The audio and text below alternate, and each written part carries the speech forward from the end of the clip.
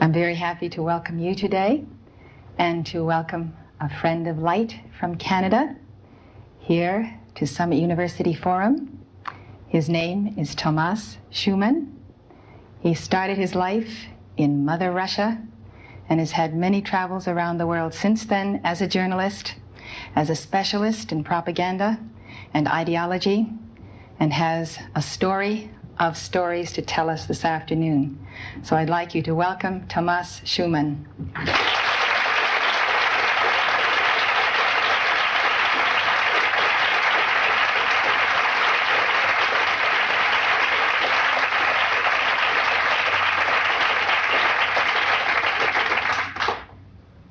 Would you like to be seated?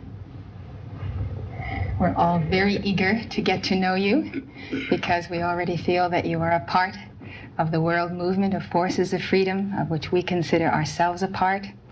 We're very happy you've consented to speak to us on an impromptu basis, and we'd like to hear about the beginning of your beginnings, your education and training, and career in the Soviet Union. I was born in a military family. My father was a high-ranking officer of the Soviet Army General Staff, inspector of land forces, stationed outside of USSR in every quote-unquote brotherly country or liberated country of the world. I graduated from Oriental Studies Institute, affiliated to Moscow State University in 1963.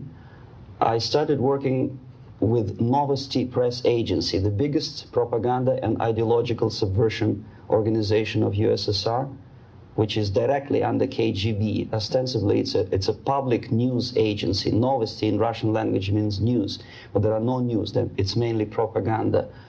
My first job was a translator with Economical Aid Group in India. We were building refineries and other industrial projects in public sector, socialist sector of India. My last job was press officer of the Soviet Embassy in New Delhi. I defected in 1970. Landed in Canada, worked for several years as a producer of Canadian Broadcasting Corporation, overseas service in Russian language, similar to Voice of America. Then I was teaching at University of Toronto, Political Science Department, McGill University, Slavic Studies, and School of Journalism, Ottawa, in Carleton University in Ottawa. Last year, I joined a small Russian language publishing house here in Los Angeles, and now I'm a political analyst for weekly Panorama newspaper. Tomas, tell us what you did at Lumumba University in Moscow and how they trained the brightest of emissaries from the third world countries. Lumumba University language instruction was my so-called extracurricular activity, which is usually given to Soviet young communists as a non-paid job to prove loyalty to the party. I was instructing students from Asia, Latin America, and Africa before they entered an ideological indoctrination class. It was mainly Russian language instruction, after which the students usually join 2-year or 3-year extensive course in Marxist-Leninist ideological indoctrination, plus their own subjects of their choice, medicine, physics, chemistry, whatever. If after 5 or 6 years studying, they are proven to be, well, flexible, loyal, cynical enough to follow the Soviet foreign policy, they are being transferred to a KGB school for a period of 2 years, after which they are being dispatched back to their native countries and become so-called sleepers. The word originated from sleeping. For several years, they sleep in their own countries doing nothing. Sometimes they're pursuing their own careers, become lawyers, doctors, teachers, taxi drivers, barbers. And they spring into action after many years of destabilization of their own countries as Soviet agents. Therefore, all of a sudden, you discover well-established lawyers in a country like Nicaragua, who are, for some strange reason, are bitterly against quote-unquote American imperialism and idealistically for Soviet Marxist-Leninist imperialism. I see. I'd like you to tell us about your own training as a journalist and how you came to be a propaganda expert in the services of the KGB. I joined Novosti Press Agency before I graduated from the Oriental Studies Institute, where I studied Hindi and Urdu, two languages of Indian subcontinent. Urdu is the language of Pakistan and Hindi is the language of India. The journalistic part of my training was ordinary journalism, mass media, communication theories and studies. Together with that, we had a very extensive training in military, civil defense, intelligence, and ideological subversion. So even before I graduated, I started working with Novosti Press Agency, first as a translator, interpreter, and guide with foreign delegations who were invited to USSR and who were shown all the beauties of socialism and dispatched back to their countries to explain to their people how beautiful is socialism. My role was directly linked with KGB activities of brainwashing and psychological assessment of these guests.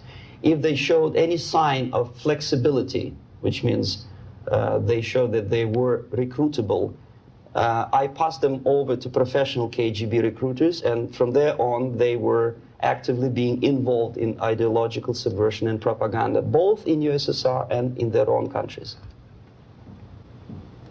Now this activity in India led to your eventual defection. And I'm wondering, considering the dangers and the risks and the entire picture of your life, what made you decide to defect and how did you effect your defection? Well, decision of course was very painful and difficult. But on the other hand, I didn't have any illusions or allusions about the Soviet system and communist or socialist system. It's the most rotten and unworking system in the world. Some people call it state capitalism, socialism, centralized planning, whatever. It doesn't really matter what kind of name you attach to the system. Basically, if you're a religious person, it's a devilish, satanistic system which appeals only to the most primitive, negative side of human nature. The basis of that system is denial of private property, human dignity, and personal responsibility, and of course any religious affiliation of a human being to God as a supreme being. My dissatisfaction, disillusionment, if you can call it, because I never was illusioned with the communism, started as early as from age 6, I guess. The first shock was after the Second World War, when most of the children of my age understood that United States is the friend with whom together Soviet people defeated Nazism, German fascism, all of a sudden turned into an enemy. And all of a sudden the propaganda turned 180 degrees around, and we were brainwashed in the spirit of hatred to everything which is American. But how could you explain to a child of 6 years old who owes his survival to American spam, condensed milk, egg powder, and things which you probably people never remember because nobody eats them these days, spam meat, you know what I'm talking about? How can you explain to them that these delicious things came from an enemy who wants to subvert and destroy us? It's impossible, because the child remembers when he was hungry, he was eating spam and drinking condensed American milk with the American eagle on the label. So all the efforts of the Soviet propaganda to convince me that America is bad was futile, naturally. That was the first shock. The second was this 20th Congress of the Soviet Communist Party, when Khrushchev revealed the atrocities of Stalin, terrorism, and murder, systematic murder of millions of innocent people. That was another greatest shock. And the third shock, of course, when I was already grown up, a student, invasion into Czechoslovakia in 1968. That was the last point.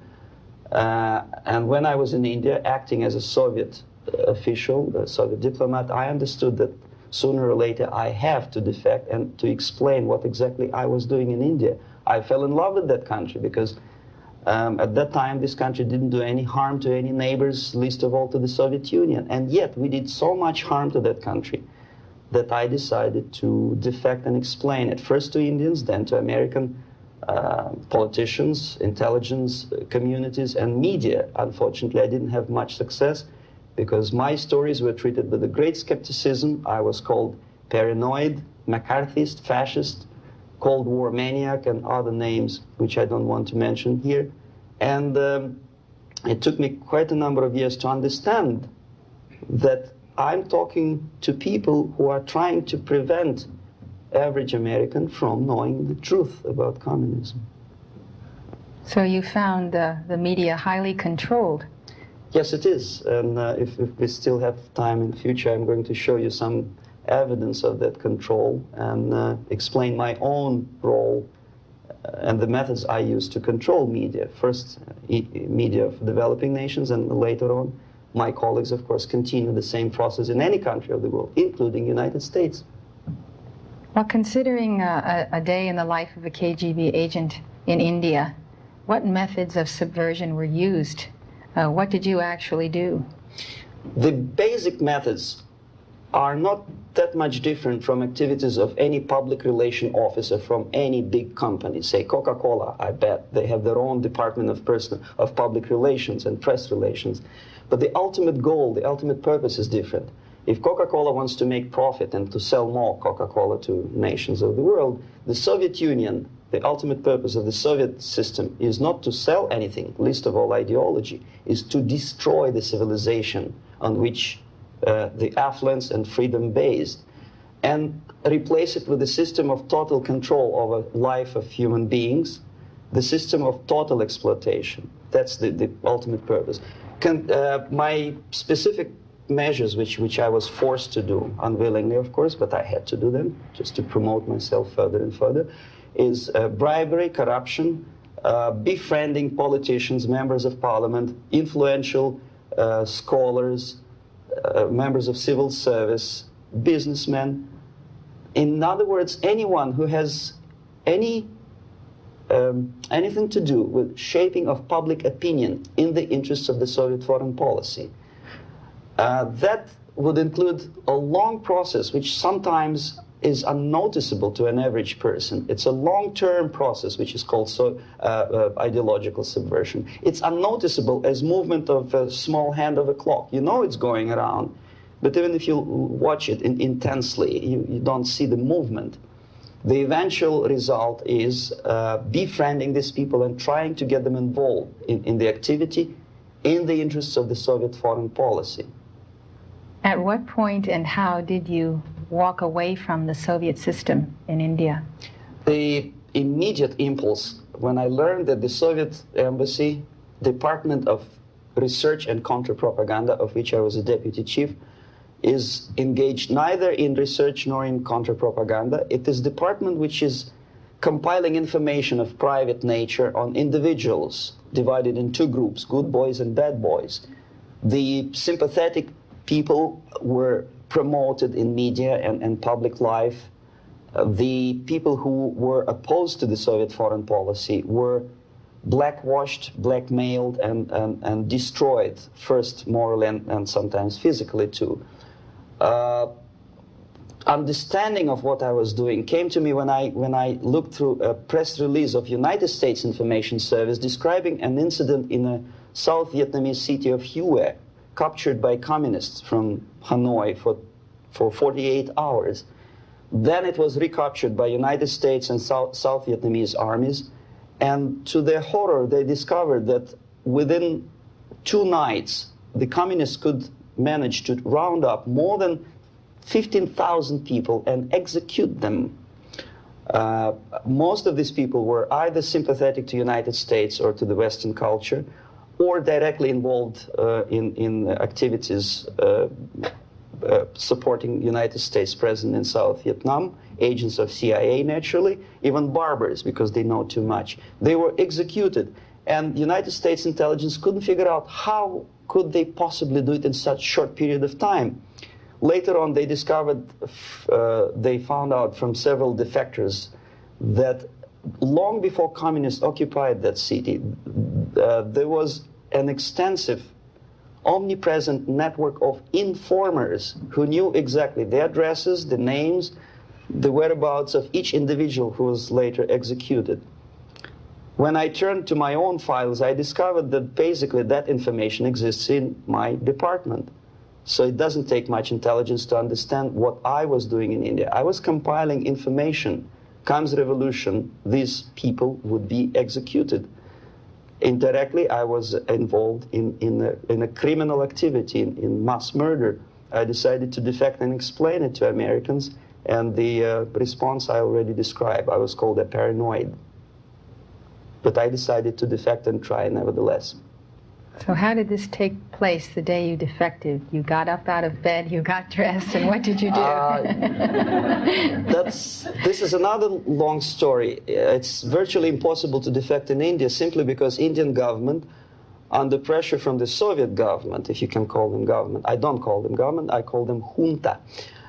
They adopted a law as early as in 61 or 62, after Stalin's daughter defection especially. That law states that no embassy, no foreign legation on the territory of Indian Republic has the right to extend political asylum to any defector from any country, which is it's a masterpiece of hypocrisy. No other defector but a Soviet one needs a political asylum. If you are a Canadian or American, if you want to be nasty to your own government, the maximum you can do is just to pick up a phone and make a dirty phone call to your ambassador. Buy yourself a ticket and get lost. What happens to a Soviet defector under that law? If I knock a door of United States Embassy, by that law, the American diplomats have to turn me back to the Indian police, and Indian police takes me directly back to the Soviet embassy. And that's the end of my defection. So knowing that perfectly well and having contacts both with Indian police and American media corps, I understood that the only way for me was to disappear for a while, and the best way I discovered was to mix with a group of hippies. Mind you, that was the time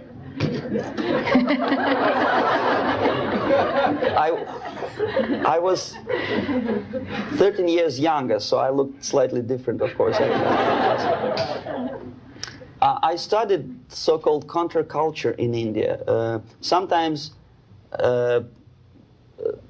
good, sincere young people who wanted to study Oriental mysticism and culture and religion, but most of them were simply easygoing individuals who were delighted with exotic life and the easiness with which they can purchase hashish and other drugs in India. And sometimes they traveled Indian subcontinent without any identification papers. So the best way to escape detection was to mix with the group of hippies and travel in India until the campaign in the media and in the police search will subside.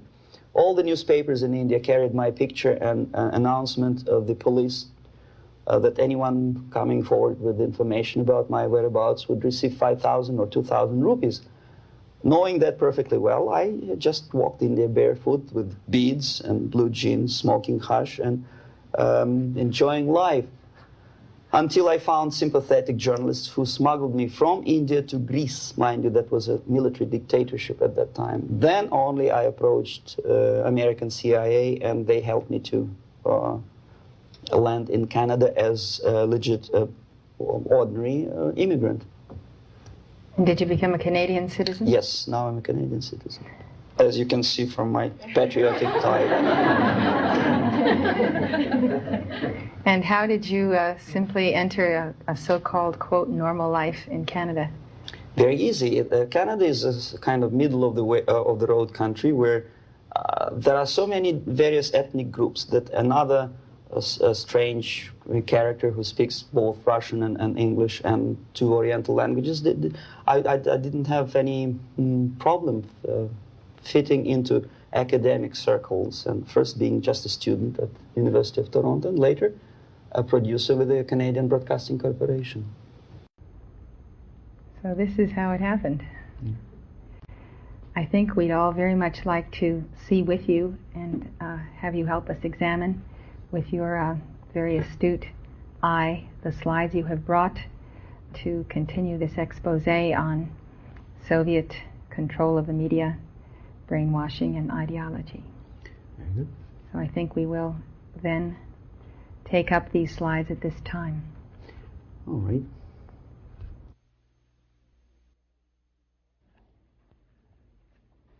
Okay, I'll start with a short explanation. I'm going to show you some slides now.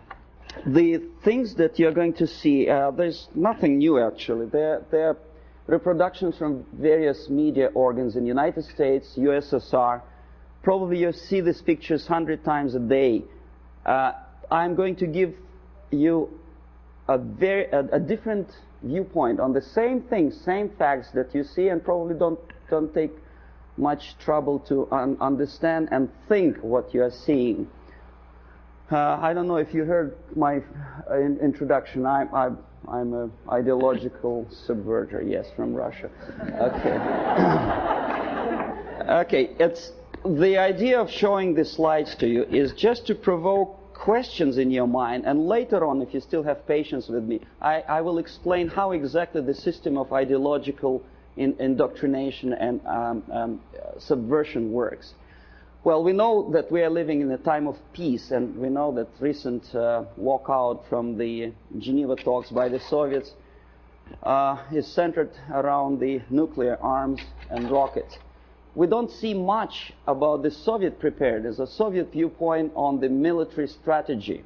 Well, this is a selection of pictures, only pictures. Confucius said that one picture tells more than 1,000 words. These pictures are from everyday newspapers in USSR. This is what the Soviet citizen looks upon every day. Basically, this is a militaristic spirit, pictures of foreign delegates observing the rockets passing the Red Square. The idea of invasion, unlike in the United States, is not being criticized by the Soviet media at all. On the contrary, it's being forcefully encouraged from the age of, say, 5 or 6 year old. Every Soviet student or schoolboy has to go through military training.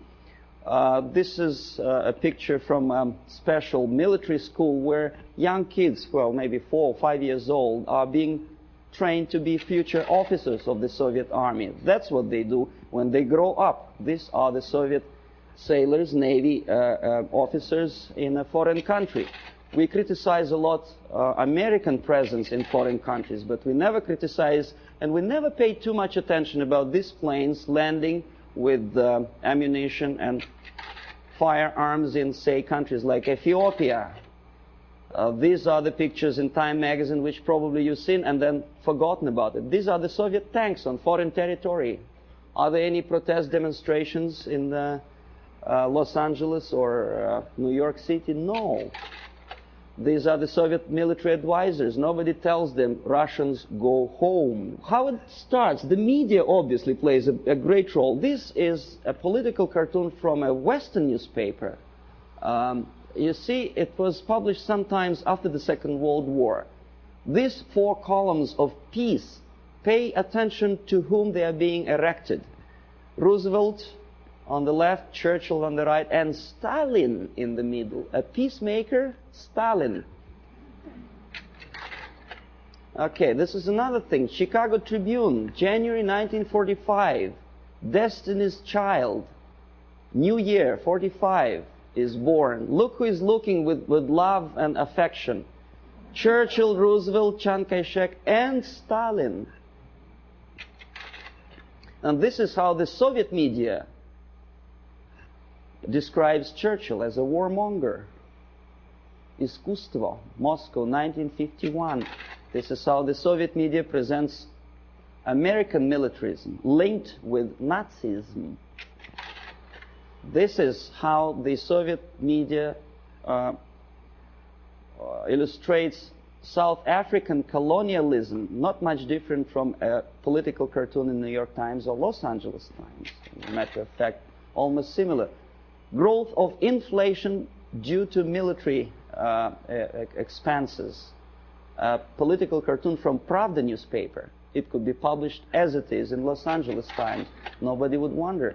NATO is criticized by the Soviet media, but so it is by the American media. Law and order, justifying the former military criminals. This picture. This is what this is a number of books which I selected in an average university bookstore. Most of them are left-wing propaganda. Erich Fromm, May Men Prevail? The Indochina story, of course, from the viewpoint of left. Lenin's work, How to Deal with Communists, by a former ambassador to USSR. Marx and Engels, Lenin, Herbert Marcuse. The communist movement. These are the books which are included in the list of reading for an average student of political science department in any college of Canada or United States. These are the books which are on sale in United States and Canada. Soviet propaganda. These are the booklets and magazines published by Novosti Press Agency, for which I worked for 12 years. No restriction for these booklets. I found them on the campus of Toronto University. Half of these books I edited myself when I was working for Novosti in Moscow. This is a very interesting thing. It doesn't say much unless I explain what it is. These are the seals attached to crates of books imported from USSR to Montreal. As you can easily see, the seal is unbroken, which means that the customs in Canada didn't bother to see what's inside. And as I know from my personal experience, we used to import machine guns, AK-47 and ammunition through India to Bangladesh in exactly the same crates, signed printed matter to Dhaka University. This is what editor of Time magazine suggests you to read at the time of invasion, fall of Southeast Asia to communists. Solzhenitsyn's Gulag Archipelago is on the bottom of the list according to this editor's choice. Why on bottom of the list? These are the books which are never included in the list of compulsory reading to in any university or college in United States or Canada. Look what the student is missing. The Death of Stalin, Childhood in Prison, Ferment in Ukraine, Russian Secret Service, The Great Terror. These are the books which for some strange reason Americans are denied the freedom and right to read. Why America is in global retreat? Have you ever seen this book on a campus? No, of course not. I know that. Anthony Sutton, National Suicide. Have you ever had a chance to read that book? Oh, you had? Well, good.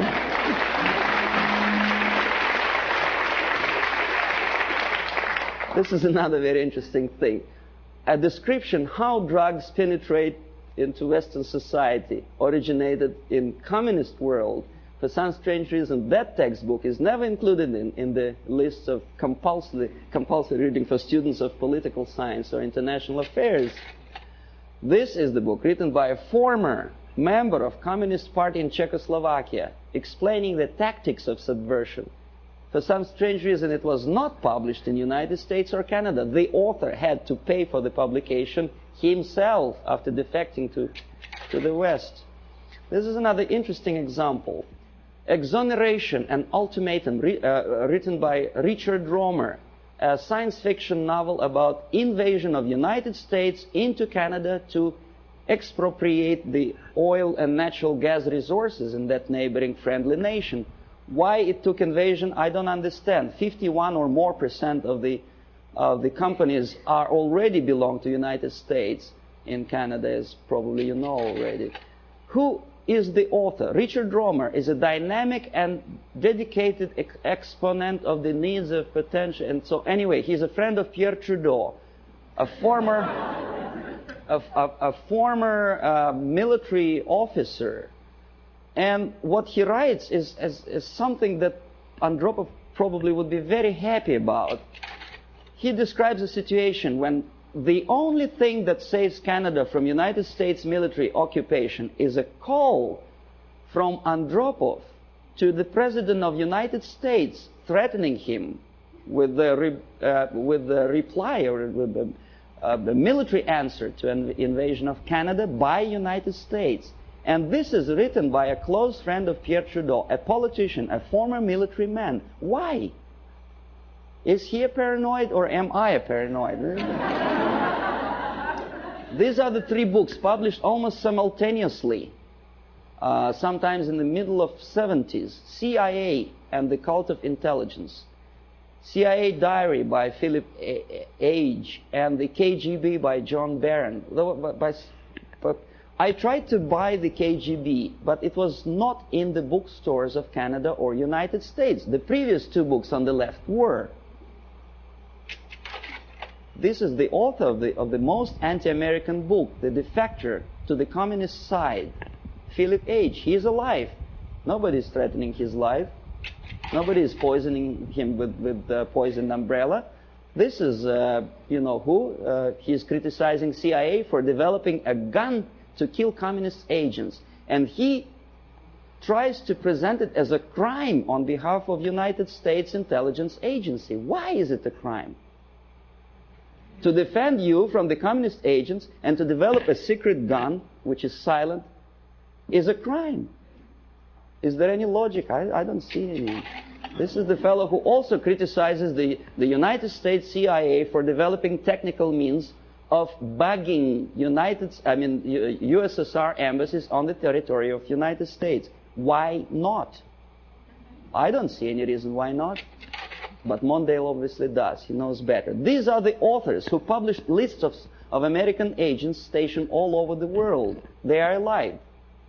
They actually make quite a lot of money in their publication. And this is the victim.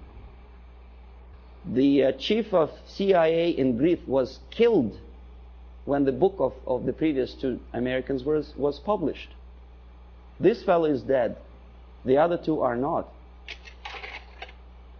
Siberia in 1971 was visited by a group of politicians from Canada. And this is the report about that visit. This is the group. We're shaking hands with the Soviet ambassador. This is a Soviet technical miracle. A pipeline on thermofrost or something. In other words, what Canadians were doing in early 60s is presented to Canadian public as an achievement, a great technological achievement in USSR. This is the route of their travel in Siberia. The Canadians covered that much of distance. Please remember that map. I will come back to that question. This is a book published by a Canadian author, Farley Mowat. By the way, Never Cry Wolf, a movie which is made on the basis of Farley Mowat's book. He's a nice fellow, drinks a lot of vodka. He was a guest of Novosti Press Agency, which I was working for.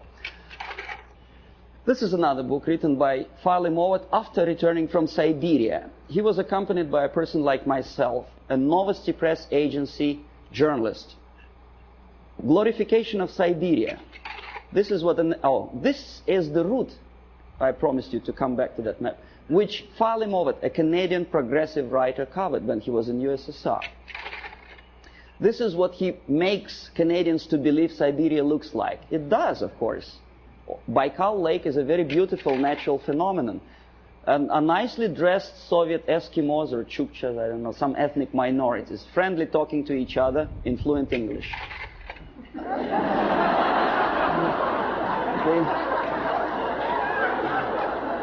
The nice motel somewhere in the middle of Siberia. Huge hydroelectrical projects. It is true, it is built, but they never mentioned by whom. And this is what I eventually wanted to show you. These are the two routes. First one in red ink by Canadian government delegation. In blue ink by the author Farley Mowat, accompanied by Novosti Press Agency. The black dots are locations of Soviet concentration camps. These people were shown the places where the slave labor is being used by the Soviet government, if you call them government. I call them junta of mass murderers. But there is not a single mentioning, not a word, that those beautiful electric stations were built by slave labor. This is what Canadian reader will never see in the report by Canadian politicians or the progressive writer Farley Mowat. You say, well, that's Russia. This is not a kindergarten. This is a prison for children of prisoners. These are the houses. If an American contractor would build a house like that, I think he will end up in jail. But this is what is being shown to some naive foreigners as achievements of Soviet technology. Naturally, if you follow the editor's choice and advice, you will never understand that the description, the most detailed description of Soviet concentration camp system is put on the bottom of the list. You say, well, maybe in USSR, the concentration camp is nothing surprising. Well, this is a concentration camp in Southeast Asia, in Cambodia. Same thing. Slave labor. This is what happens to slave laborers when they don't obey the orders. They are being executed, not by firing squad, because bullets are too expensive, by shovels, crushing skulls. This is the victory of communism for you. This is what happens to their children. And this is the originator of this slaughterhouse, Cambodian Premier Pol Pot, during interview with Time magazine. Very nice, plump, fatherly image. You are made to believe that Holocaust happened during the Second World War is something that may happen again. It may. But the originator of it may not necessarily be the Nazis. We don't have any Nazi submarines roaming around the shores of the United States and Canada. We have liberation forces. That's what Holocaust. This is happening right now, after the so-called National Liberation Movement. This is a still from a movie, Holocaust, a television production. The Nazis are shooting the prisoners, the Jews. We are made to, well, it's horrible, of course, there's no denial. It happened many years ago, and the tactic, which I will explain you later if you have patience with me, is sidetracking your opinion from present danger to the past. From this is present time, this is past time. This is happening right now in Asia, Africa, and Latin America. Is there any movie about Holocaust which happens now? No. This is what happens in, well, it did happen in Rhodesia before it becomes Zimbabwe. It's a black girl, by the way, not a white one. This is the result of the socialist movement. These people were killed by those who are now in power in Zimbabwe. And we call them reverend bishops or whatever. This is the supply of Soviet arms to Rhodesia before it turned into Zimbabwe. And this is a very interesting picture. A poor South African is showing his internal passport, saying that there's no freedom and he has to live wherever he is assigned to live by the police. For some strange reason, not a single media outlet in the United States makes a comparison, because in Russia every citizen have a passport like that. And the Asian ethnics in USSR do not have the right to live in those areas which are designed for the whites, and the other way around. But we are getting emotional about this passport. Why not about Soviet passport? The answer is flowing in the wind, how they sing. Okay, the feeling of guilt. Open any magazine. There are lots of pictures like that. Hungry people asking for your dollar. Donation. Think about it. Emma De Leon has no one else to turn to except you. See how many pictures? I collected them within 1 week. And who helps them? Rock stars. Through United Nations, UNICEF. And how they use this money? They buy arms. Have you noticed that countries like Philippines never ask for donations? Why? Because they have free market system. Oh yes, they have military dictatorship, oppression of civil rights. But for some strange reason, only those countries which are already liberated by Marxists are asking for your donations. Why? And when they get these donations, will you be my friend? This is what Time magazine wants you to think. If not, the implication is this is what's going to happen. Kolwezi, when white miners stationed in this small country, African country, were murdered by so-called National Liberation Movement. This is the result. Raped and murdered after your donations. And who is supporting these movements? Of course, United Nations. Okay, we'll come later on to the question of semantic manipulation. Everybody knows that United Nations is not united and it's not nations, but we continue to call them. I don't know how many people notice the striking similarity between the emblem of United Nations and emblem of the USSR. You think it's coincidence? The symbolism is obvious, unless you are blind, of course. Yeah. And the creator of the United Nations Charter is an American, Alger Hiss, standing next to Comrade Molotov, sitting there on the left. We know he was a Soviet spy, but he is at large now. Alger Hiss, he's a lawyer, a respected citizen of the United States, a former Soviet spy. Well, you know, this guy is Daniel Ellsberg. He published secret papers of Pentagon. Why not of Soviet military-industrial complex? He's a respected citizen of the United States. It's Dr. Spock. Agony of Vietnam. I forget what's his name. Oh, yeah.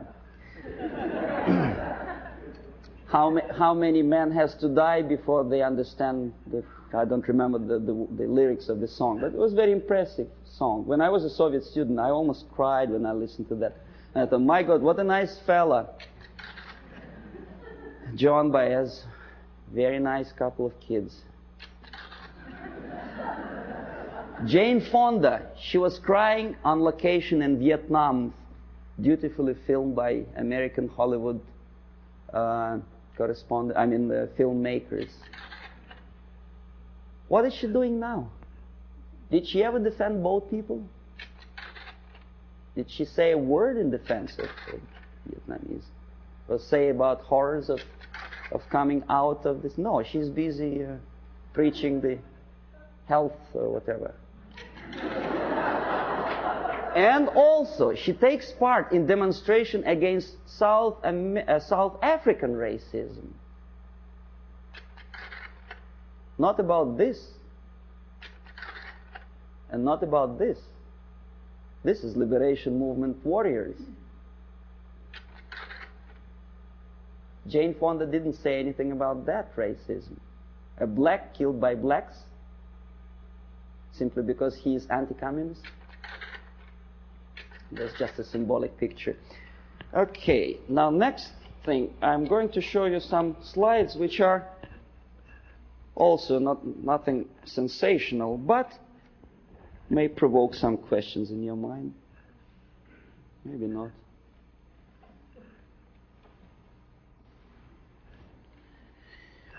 Okay.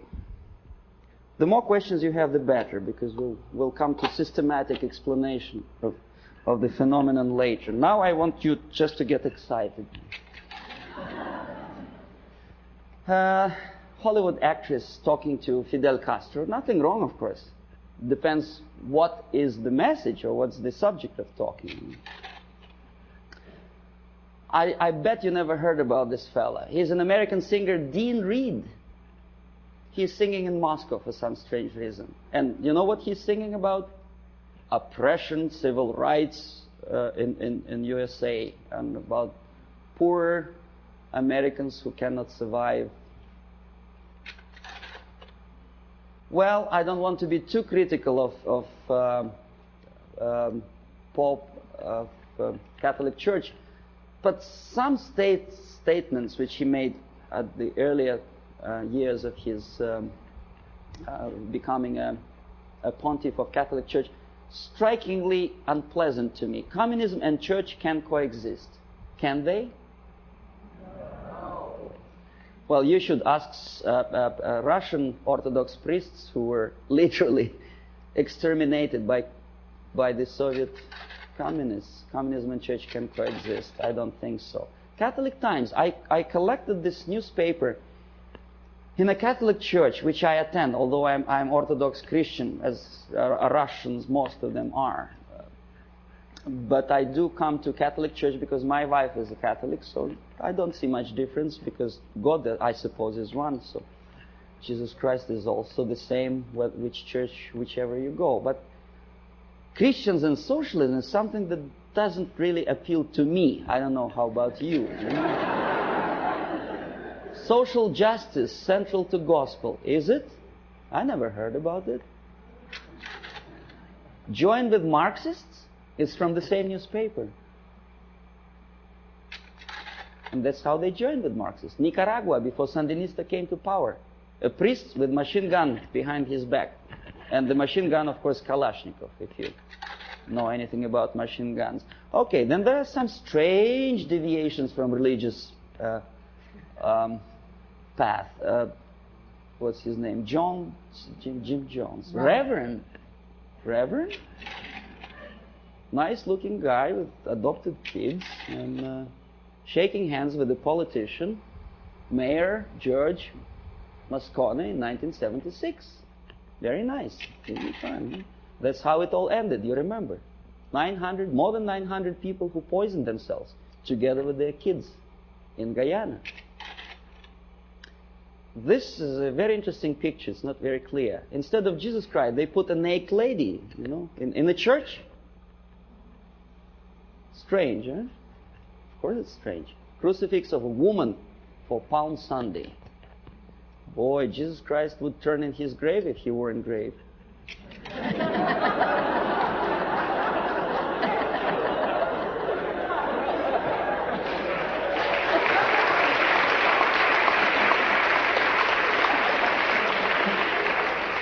Now this is something that also indicates some strange occurrences within the framework of organized religion. In Struggle, a paper with hammer and sickle, published by a Canadian group of Trotskyites, very dynamic, extremely radical group.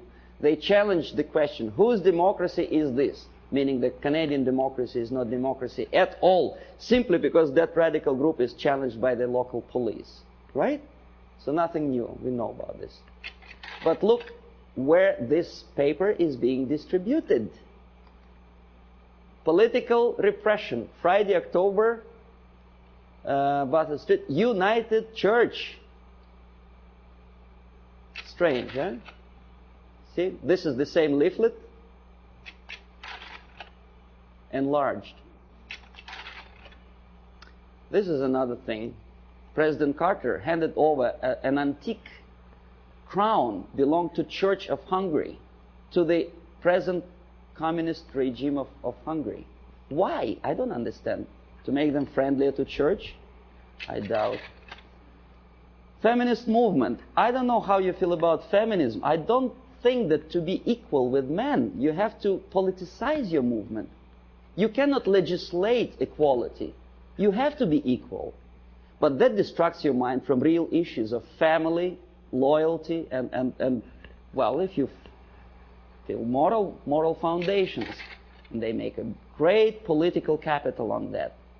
First Lady of the United States sitting to some kind of, I forget what her name was, exposing her tits to the media. I mean, this is, and by the American media standards, this is something normal, acceptable. A First Lady of the United States together with a lady who burns her bra. I don't know. Well, ladies in the army, of course, I don't know what's your opinion. I never heard about girls in the Soviet army, especially in the infantry force, simply because when they have period, that may create a problem for invasion of, say, Afghanistan.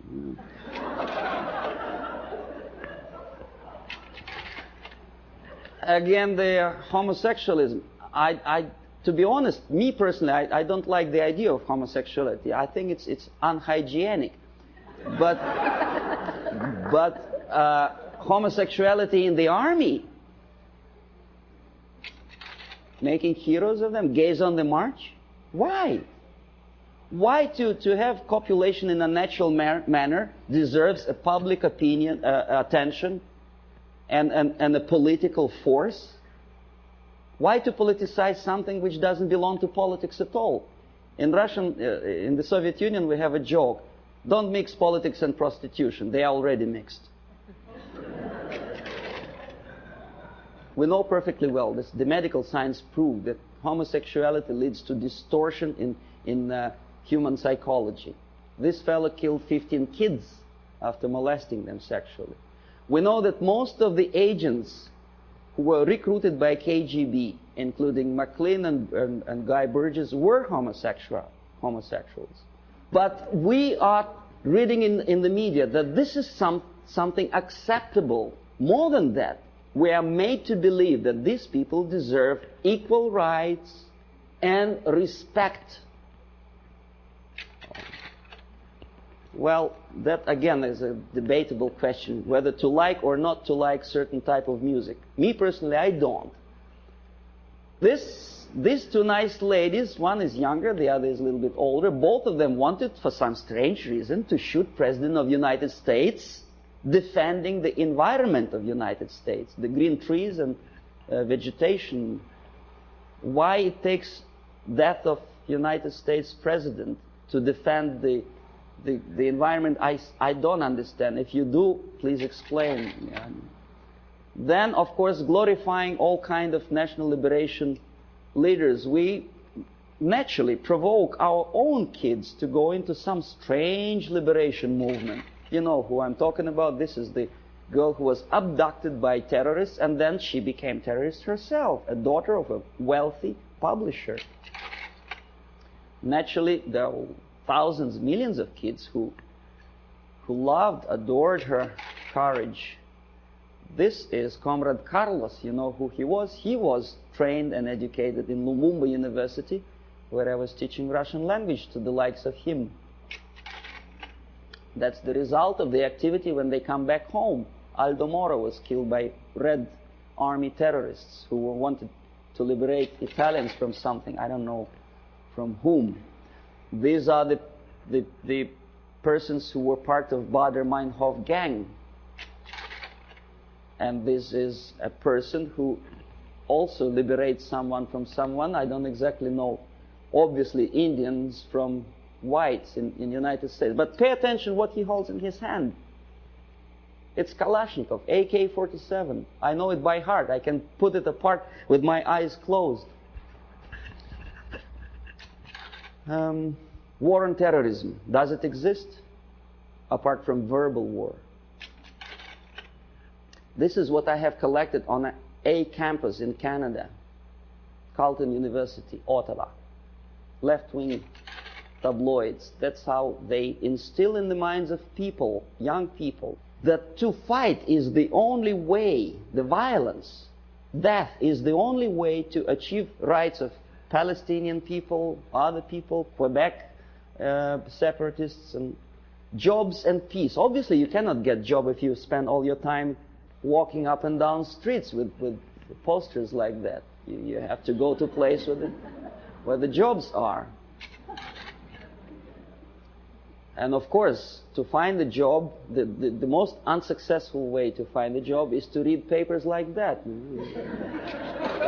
Don't feel like working. This is something another. This is a Playboy magazine. Probably you heard the story about Larry Flint, how successful is he to attract attention of media and public opinion by doing crazy things, getting involved in court case of the car manufacturer. Why he wants to do it, I don't know, but what he does attracts some strange mass attention. Playboy magazine makes jokes about Russian sex. That's the image they want to present to American people. But they don't explain to American people that the process of demoralization is not a question of joke. This is Portugal after socialists came to power. On your left is a prostitute who was imported from East Germany to Lisbon. A communist prostitute in a country which is just had its successful socialist revolution. Very interesting. What for? To make money? No, I'll tell you later. On the right, pornographic literature in a country with strong Catholic moral principles. Well, I don't know how many people of you like to drink alcohol. I did. But I noticed that some ads in magazines have some strange desire to joke about alcohol.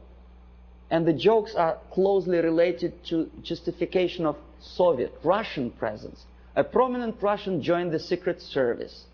Something to joke about while you drink vodka. I don't see any humor in that. Do you? Okay, this is a number of advertising of alcohol for which Canadians get into hot water. Comes the revolution, anyone can drink McGuinness vodka. Alberta vodka is superimposed on the picture of cruiser battleship Aurora. I don't know how many of you know that this is a historical relic in USSR. The revolution, communist Bolshevik revolution, started with the cannon fired from that battleship. And obviously Soviet embassy was insulted, so they sent a protest note to Pierre Trudeau. And the picture was removed from the magazine. When I was teaching at Carleton University in Ottawa, my superiors forced me to do an IQ test with two groups of my students. The idea was to answer about 100 questions, to give answer, yes, no, or undecided. The more undecided or negative answers you give, the more, according to the compilers of this test, you are adaptable and useful to society. The more positive answers you give, the more questionable is your adaptability and usefulness for your country. This is explanation how to score, how to count the scores. And now see the questions. Telling dirty joke is bad. A good soldier is a patriot. Yes, no, or undecided. Think about it. Every communist should be run out of the country. Yes, no, or undecided. The Bible is the greatest source of truth. Right? God is everywhere. A person who kills another person is a murderer. Yes, no, or undecided.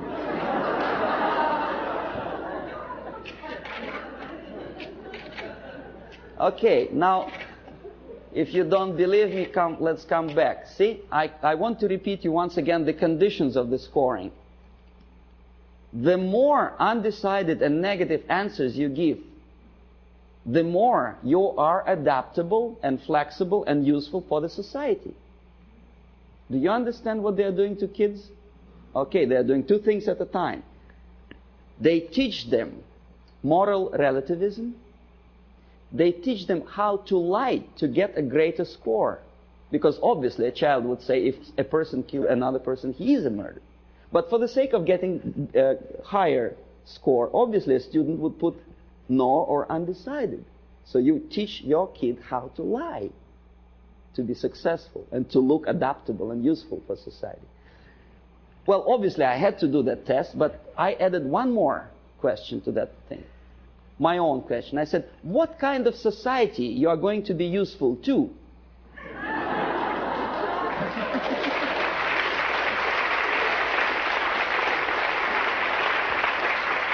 And most of my students give me an excellent answer. They say, a society where there is no moral principle, no respect to God, love, family, and working ethics. Very simple. They are not that stupid. Here we are, Comrade Brezhnev. Now, this is the picture from a Soviet magazine. Obviously, Soviet media tries to project their leaders in the most respectful way. Very impressive, very fatherly, very serious person. There is nothing surprising. What else is new? Of course. But this is Time magazine, an American magazine. The caption is not quite clear, but it says basically that Comrade Bezmenov doesn't give interview to Time magazine. The message is clear. He's a positive, caretaking person. He's too busy to take care of the world problems and economical problems in Russia. It's a very humorous caption. But nevertheless, the impact, if you are not quite concerned about politics, what is your impression about this nice gentleman? Nice, smiling, tired, well. And this is how media presents your leaders.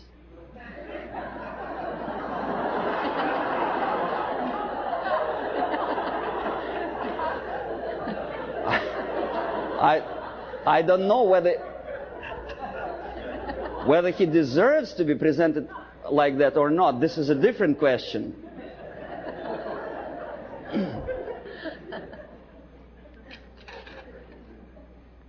This is Prime Minister of Great Britain about 10 years ago, together with Beatles. You may or may not like Beatles. Me personally, I don't like them.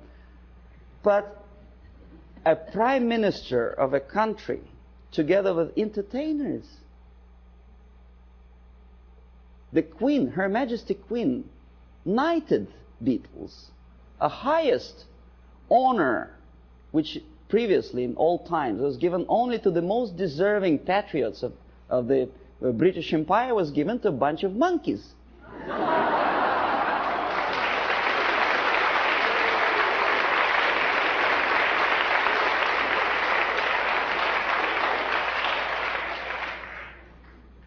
Valéry Giscard d'Estaing is playing football. He's our guy. He plays piano.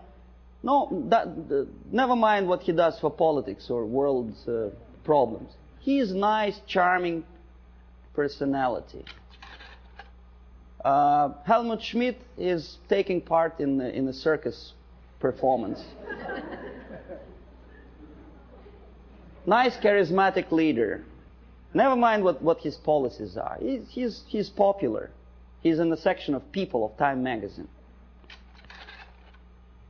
First Lady of the United States together with the pop singer, folk song singer. Well, so what? You know, we had a saying in Russia that in all times, clowns were entertaining the royalty. Today, the mightiest of the world think it's a privilege to appear with entertainers. It's just the reverse of the old principle, you know. They are the entertainers of entertainers because they want it for their political career. Ed Kennedy dances in Moscow. Why? I mean, is that his business to go to USSR? Why doesn't he occupy himself with something more relevant to the urging problems of the world? He thinks he is going to be popular. In America, maybe, but in Russia, they look at him as a schmuck out of his mind.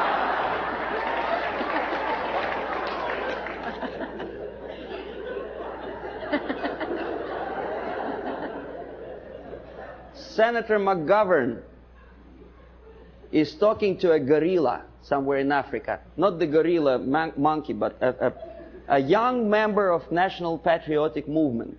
The movement which is indoctrinated by the Soviets, armed and paid for. He thinks he's smart and he's something to admire. I bet the guys who are standing behind don't think this way at all. Well, Kissinger just by mistake is here. Would you buy a second-hand car from this?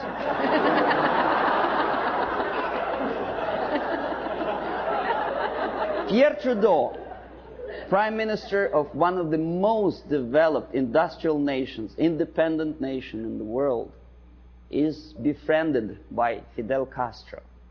If you remember, Canada never stopped trade relations with Cuba, despite the urge from the United States government's administrations not to sell Cuba strategic technology and materials. No, he wouldn't listen to the United States. He smiles at Fidel Castro. Meanwhile, his wife, estranged wife, Margaret Trudeau, is talking to rock star, I forget his name, Rolling, that's it, that's him, right? And he is posing for pictures like that. That's the Prime Minister's wife? That's her too, in French Riviera, with some Hollywood actor. Why? 50 years ago, for a thing like that, a Prime Minister would have to resign. It's a shame for a nation. Not anymore. Okay, now détente. That's another debatable question. Why we are so happy, Comrade Nixon?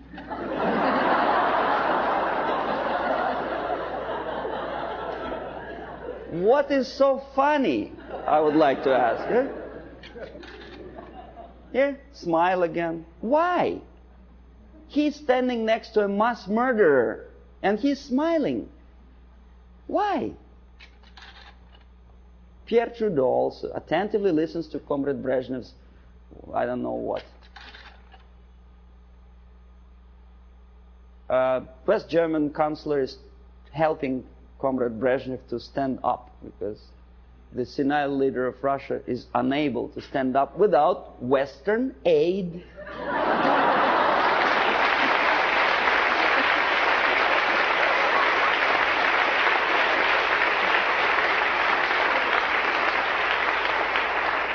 Well, you may say, well, it's West Germans, they're too close to Russia. Probably they do it just in case.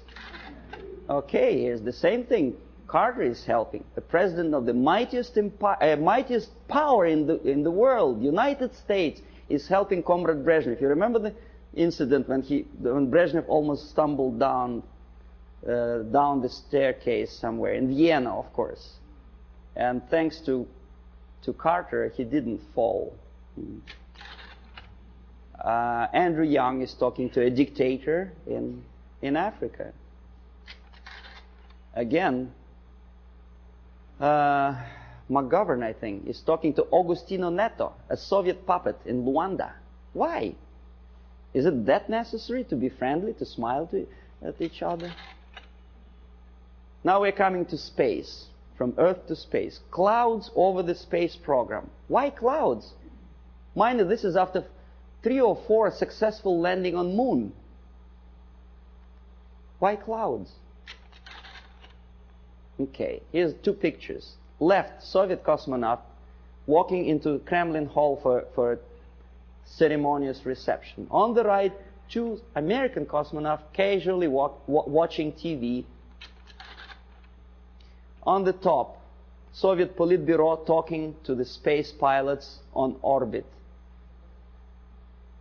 On the lower picture, Lyndon Johnson with, I think that's Glenn, no? An American spice pilot. Now, even if you don't know anything about the theory of information, the comparison, mind you, this is a French magazine, it's not a Soviet propaganda. The comparison of the size of the pictures gives you the message already. What is more important?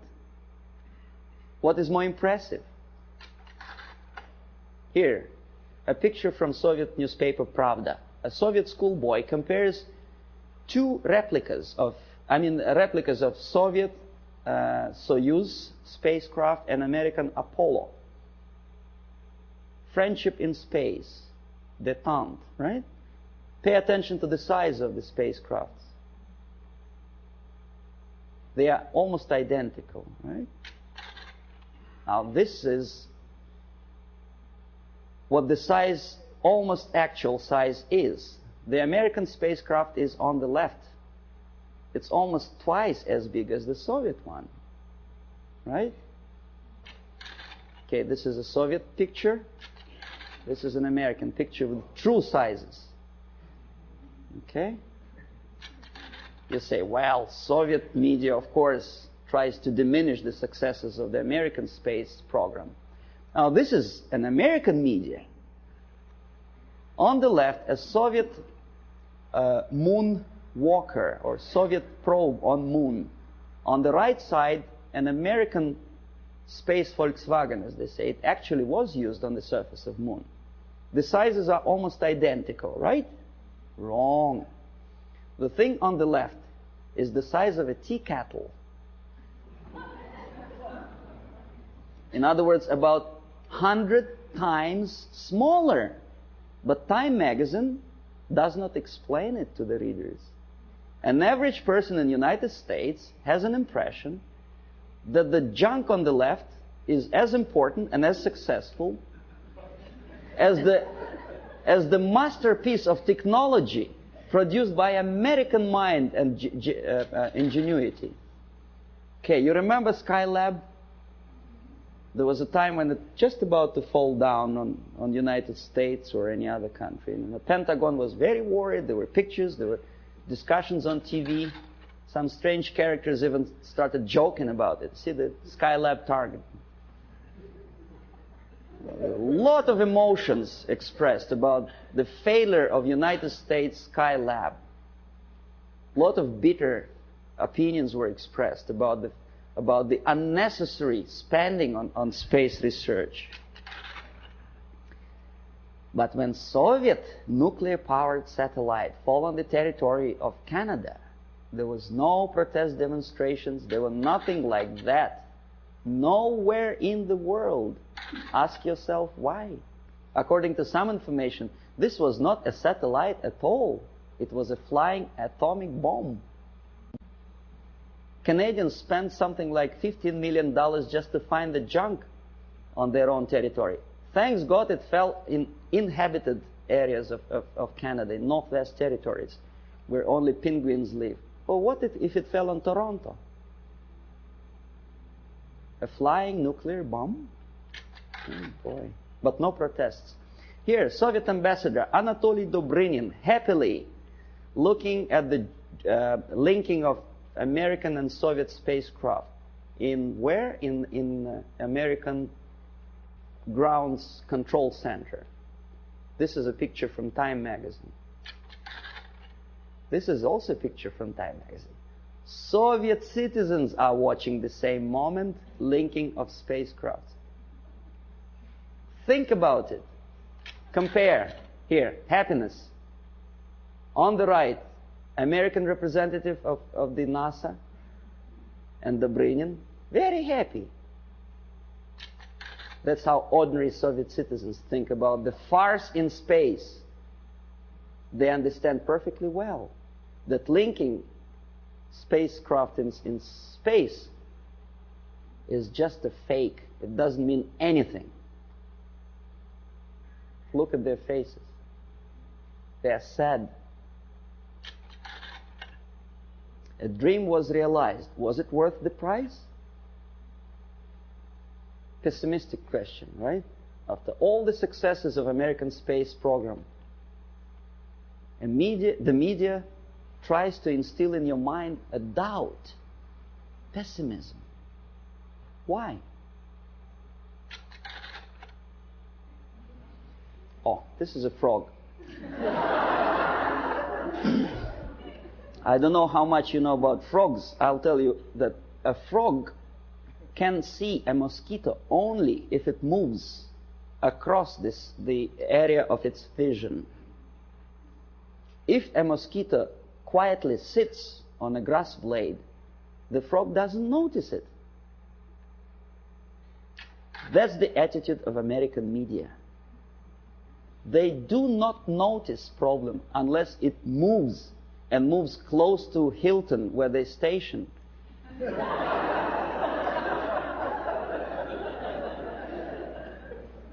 These are the people who file a suit against me if I call them liars, but that's exactly what they are. They've been lying to you for years and years about the situation in Vietnam, in Russia. They were selling commercials, deodorizers and cars, and they sold you a rotten information, disinformation of what happens in the world. They have a vision of frog, but they look like semi-gods to you. And if I challenge their credibility, probably the people will call me a paranoid or a very nasty person. I may be a nasty person, but that's my opinion. I was a person who used to take these people for a ride when I was working for the Soviet side. Okay, if you don't believe me, here, one of the most conservative newspapers, in this particular case, it's a Canadian newspaper, the Globe and Mail, editorial page. Nothing special, right? The malaise of liberal democracies. Saving Bhutto, former president of Pakistan, called priority. And then there is another article on the right here. U.S. out to dominate Pacific, Russians claim. Well, obviously somebody's opinion, right? Nothing unusual for an average reader. Russians claim that United States out to dominate Pacific. The idea is that, well, United States is obviously aggressive and they want to dominate something and Russians are unhappy about it. Somebody says. You read an article and probably you may agree or disagree, but you have a feeling, the message of urgency. The nasty Americans again out to dominate Pacific. Now look who is the author. Alexander Malishkin, Novosti Press Agency. Not a word. Who is Malishkin and what is Novosti Press Agency? An average reader will accept this article as a legitimate, overt expression of an ordinary journalist. It is not an opinion. It's a fabrication by an extension of KGB. Novosti Press Agency is an organization for which I worked for 12 years. This is highest example of dishonesty and disinformation. Just one line more would explain to an average reader what is that he is reading. But alas, there is no explanation. Now this is the monument to Mother Russia in former Stalingrad. Now it is Volgograd. The statue is designed to instill feeling of patriotism and I don't know what else. Pride maybe for the motherland. These are the pictures of construction, high-rise apartments in Moscow, glorious achievement of Soviet technology, caviar as an average staple food of Russians. These are the minks and furs that Soviet citizens wear. You know, that's how they look when they relax. Fat, nice ladies, you know. You think it's Soviet propaganda? No, comrades. This is also some fashions, latest fashions from Russia, right from Kremlin, for an average Soviet housewife. Well, obviously, it doesn't take much intelligence to understand that this is not quite true. And obviously, it has something to do with the Soviet propaganda. The myths and the realities of the KGB, you see, you don't see the... From Stalin to Kosygin, The Myth and the Realities, by Avril Harriman, a former ambassador of the United States to USSR. Very complimenting article to the Soviet system. And this is where it comes from. You thought it was from a Soviet magazine, right? No, it's from Look magazine. An American magazine which published that crap. If you don't believe me, I'll tell you that I was a person who accompanied a group of journalists from Look magazine when they came to Moscow on invitation from Novosti Press Agency. I made them to publish that thing, for which I was awarded, I received the bonus, a free ticket to Italy for a week.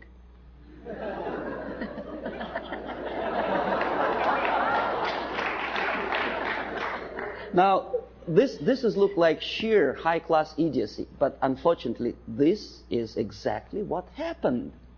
It didn't took me much effort to convince the Americans, to tell the American journalists from Look magazine, to bring back this magazine, to dedicate the whole issue to the glorious anniversary of Soviet Revolution.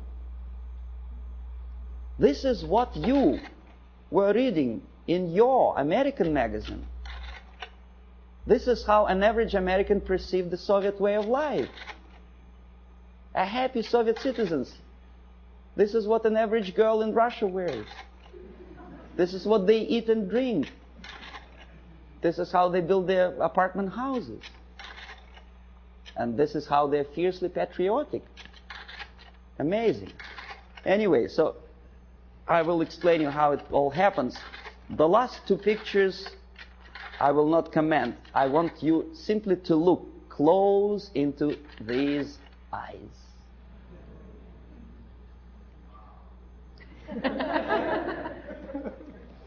This is the person who wants to liberate you, wanted at least. Not anymore, he is dead. But there are many other people with the same type of eyes. If I were a deeply religious person, my answer to that picture would be, these are the eyes of a Satan. He is. Nice fellow, right? United Nations celebrated back in 1969, I think, the 100th anniversary of his birthday. The greatest leader of mankind. God forbid us to have leaders like that. Well, that's all for that.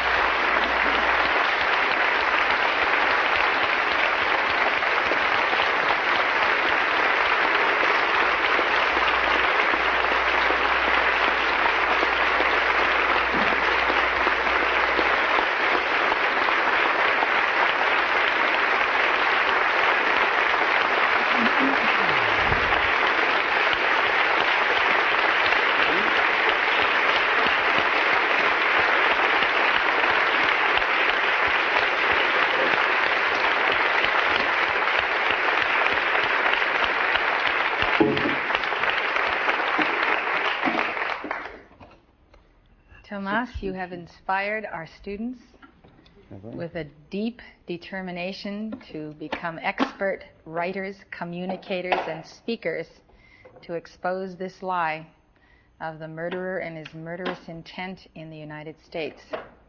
And we thank you very, very much.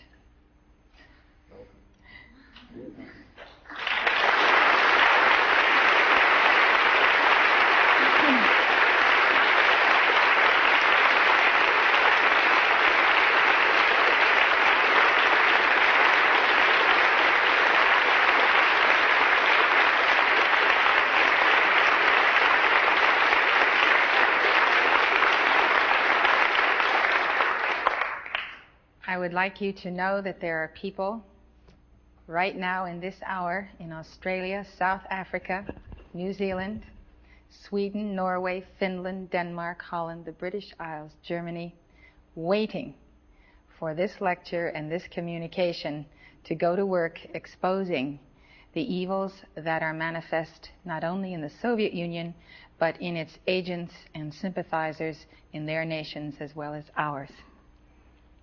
I'm very happy to hear. We will return now to our subject and our discussion.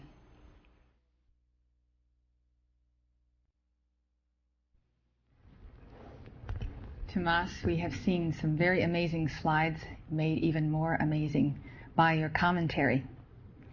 And we'd like to talk to you about the use of the media to program North America to the Soviet way of life. Do you care to comment on these slides in a further manner at this moment? Well, there's not much more I can say. You see, the purpose of showing the slides was to pose questions and provoke your curiosity. And they are selected in unsystematic way, at random, contrasting manner. And then, if we turn later to this system and methods of indoctrination, you will understand how all these things and facts fall into a very interesting pattern in the system which was taught to me, instructed during 6 years of my studies at the Oriental Languages Institute in Moscow, and later with Novosti Press Agency. So there's not much I should add to what I already said about those slides. They're just random selection of various pictures and reproductions, most of which probably you have seen already in Time magazine, in various newspapers, and you didn't have enough time, or maybe you were not in the mood of thinking about what you are seeing. So I gave you a little push towards the final subject of our discussion, ideological subversion. Well, if the Soviet Union has no original creativity in technology, they have become masterminds at psychology. Exactly. Yes. Just how successful do you think the film The Day After will be or has been in fanning the fires of nuclear freeze movement, pacifism, defeatism, and the better read than dead school of thought in the West? I think it was successful, and until and unless there'll be follow-up to that movie, it will remain as an open wound in the United States, as a scare tactic, which in this particular case, I'm not sure whether KGB paid for production of that movie or not, but it's totally irrelevant.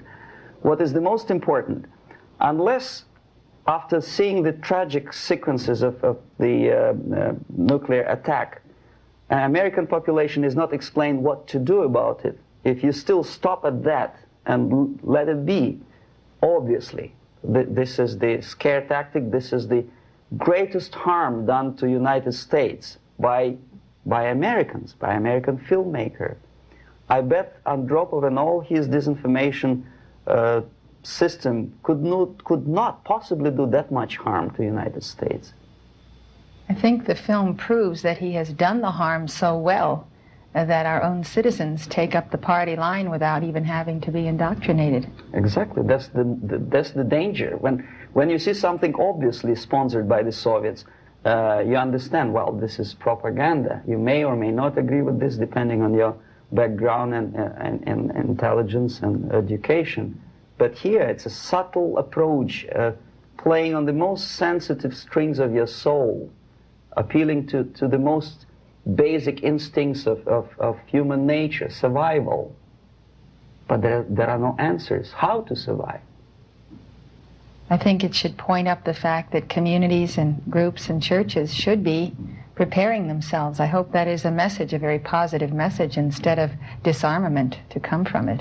Well, obviously, disarmament is not the answer, simply because some people naively expect Andropov to blush out of shame and reduce the number of warheads. It doesn't happen this way.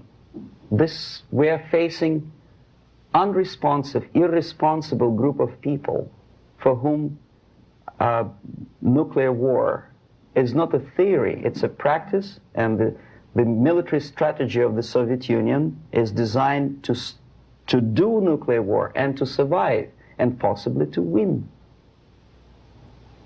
And the children are taught this from grade school, and our children are taught that you can't win a nuclear war, and it's a negative training in the face of the Soviet children's positive training of their self-image as world liberators, which you showed us. Well, in America, civil defense is considered a bizarre joke, and as a program is virtually non-existent. What do you want to tell us about Soviet civil defense, how much time, energy, and money is put into it, and are the citizens of the Soviet Union being prepared psychologically for that nuclear war? Absolutely. I started my military training when I was 6 or 7 years old, when I entered secondary school. And I graduated in '63 after almost 15 years of continuous training as a junior lieutenant of reserve of the Soviet Army. And psychologically, every Soviet citizen is well prepared for war, nuclear war. And technically, he is equipped with facilities and the knowledge how to use it in case of war or natural disaster. It doesn't matter. Survival tactics and survival methods are taught extensively in various manners. They are exposed to documentary movies about nuclear war. They know the technical data of radiation or contamination of air and land. They know the organizational patterns of civil defense to such an extent that even if there is no nuclear attack, even if there is conventional warfare, each individual at a certain time knows exactly where to go, what to do, where is the shelter, whom to call by telephone. which is not the case, unfortunately, in the United States. I think if a bomb, ordinary bomb, maybe a stink bomb is dropped in the middle of Los Angeles, most of the people will not die of atomic radiation. They will die of panic. They will run, and the traffic jams and the panic will kill more people than anything else. And where do they go? Is there any literature about how to protect an individual? Is the medical first aid treatment? It's not taught to kids in the American colleges, unfortunately. We have a very serious survival program and awareness, psychological awareness, wilderness training, and first aid, and all of this that we've been doing for many years in our retreat in Montana as well as here. And we've pursued preparation of survival food since 1973. And so we, of course, we, of course, were not moved by this message of death on this film, and evidently the German people were not moved. The leaders who saw this film before they took the vote still voted to put up American missiles in Germany. I get an impression from what you're saying that if the Soviet citizens saw the film the day after, they would simply laugh. Most likely, yes. First of all, they would laugh how helpless and impractical are Americans. For example, there's obvious tension in the world. Television newscasts inform American family about happenings in East and West Germany. And only at the last moment they decide to bring the canned food down to the basement. It's a sheer idiocy. Why not to have them in the basement at peacetime? Number two, there's very realistic picture of what happens when the first nuclear bomb strikes a big city, Kansas City, I think. And people start, a big panoramic picture shows almost an anthill when, people are disoriented totally. That would produce laugh in Russia, because unlike that, Soviets know exactly what to do. There'll be much less panic, if at all. How does the Soviet Union use peace movements as a method of psychological subversion? And how active is the KGB in the current peace offensive? And will you tell us about Ramesh Chandra? Oh, yes. I know about infiltration of KGB into peace movement probably as much as an average American who reads newspapers systematically. But I'm aware that the World Peace Council is a front organization of the KGB. Ramesh Chandra I know personally, both in India and USSR. I worked with delegations of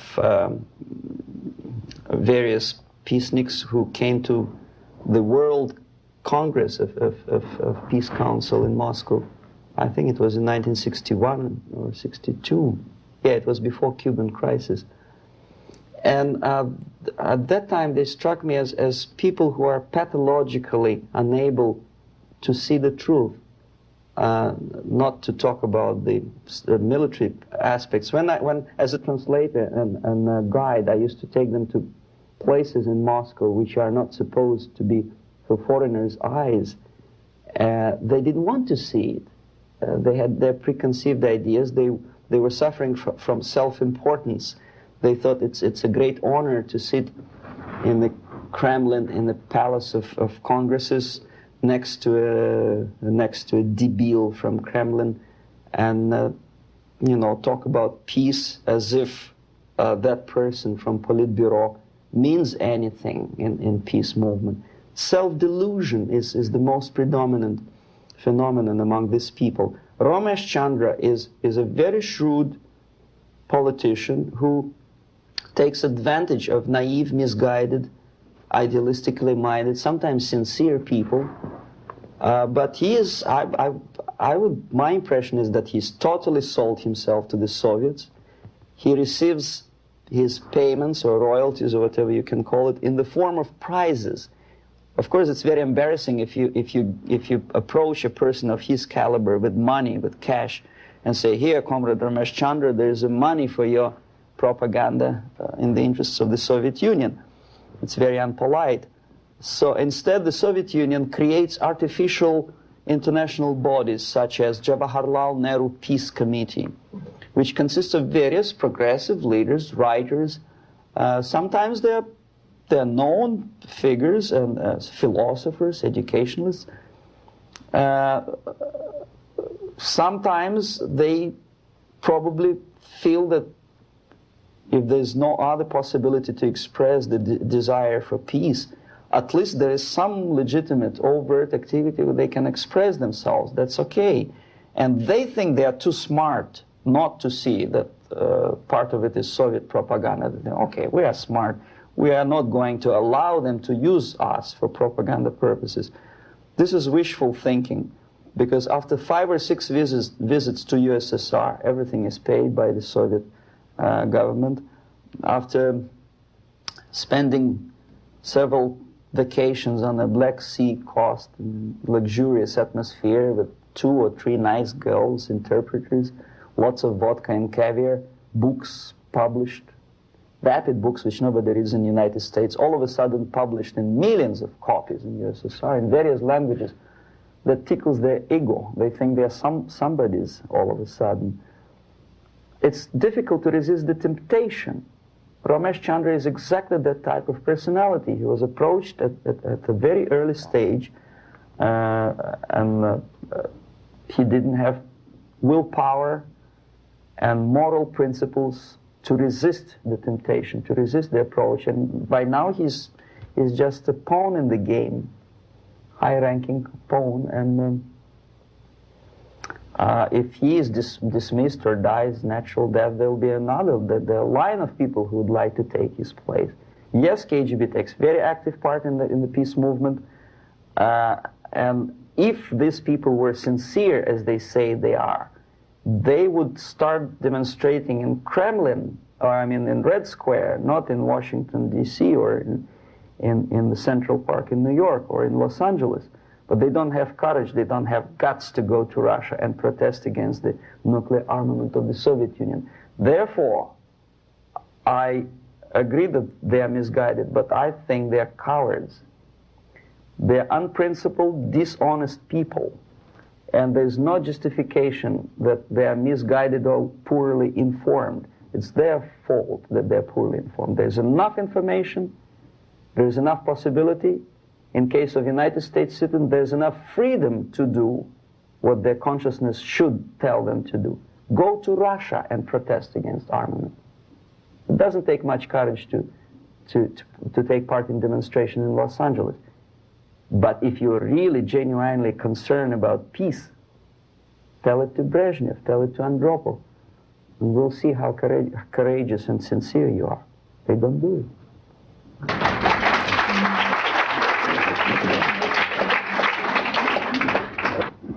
Recently, we did a prayer vigil on the goings-on in Grenada, and we took news clips from the media, TV media, and we evaluated the newsmen's outrage to being blocked from photographing the invasion as it took place. And the major newsmen of the country revealed themselves so pro-Soviet and so pro-communist that we had a heyday with the footage that we took, because never before and again have you seen such candid anti-American expressions on the part of the news media. Usually it's camouflaged, but it was hostile, it was vicious, it was intense, and only the grassroots America and finally our congressman's examination of Grenada, stating that the invasion was justified, finally put the lid on their can of outrage that they unleashed for a couple of weeks there. So I think that what you're saying about indoctrination of the press going to the Soviet Union has already happened in the United States, and perhaps you're going to shed some more light shortly as to how this has happened, that our key stars in the newspapers and in the media are a left wing. That's quite an experience to see. What do you think the greatest strength or the greatest weakness of our nation in fighting Soviet expansionism in so-called wars of liberation, subversion, and takeover is? Well, the greatest strength, I think, is the the basic principle of American democracy, common sense, and the value of the principles of private property and respect to human dignity and individual rights. The weakness is the permissiveness and lack of moral stamina, which, if you are a religious person, could be interpreted as probably alienation from religion, alienation from God, thinking too much in materialistic terms, thinking in short span of time for pragmatic advantages, disregarding the perspective of civilization.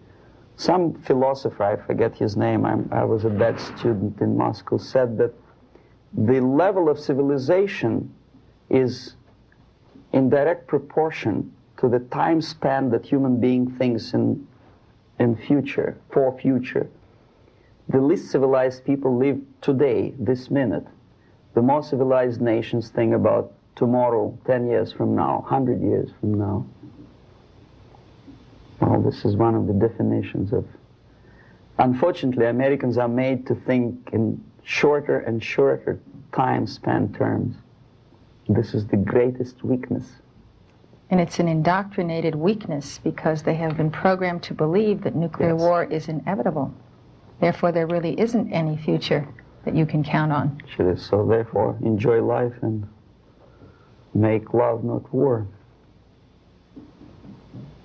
We are convinced that the American people are about to wake up, and we see ourselves and thousands of others as instrumental in that process. We have not given up. We have a program of action. I'd like to ask you, considering North America as a whole, what do you think should be done?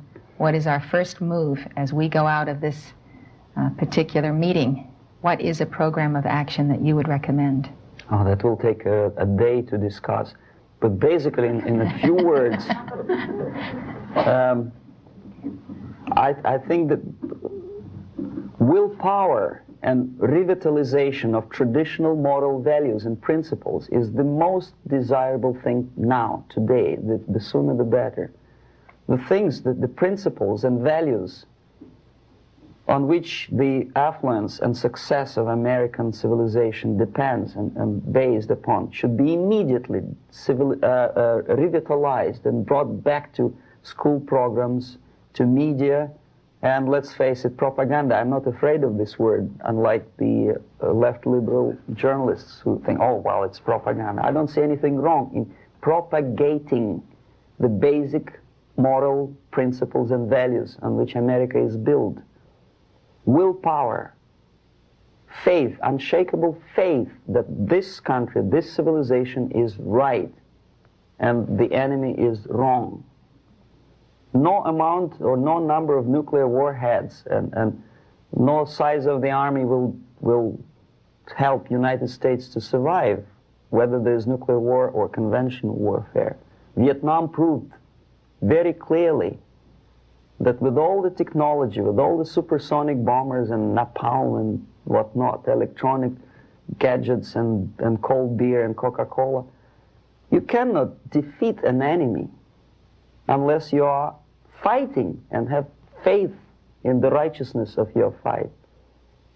So that's the most urgent thing, I think. Wake up and convince yourself that you are on the right side.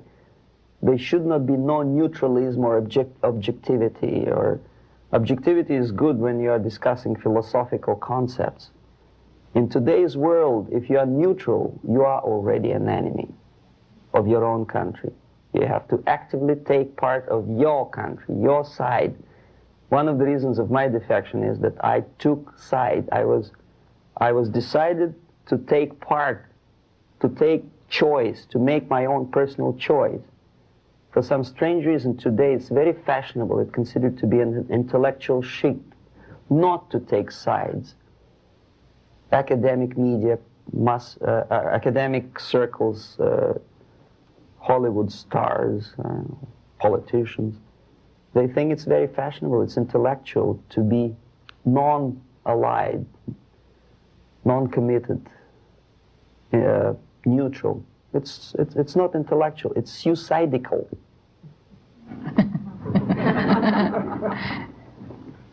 Suicidal.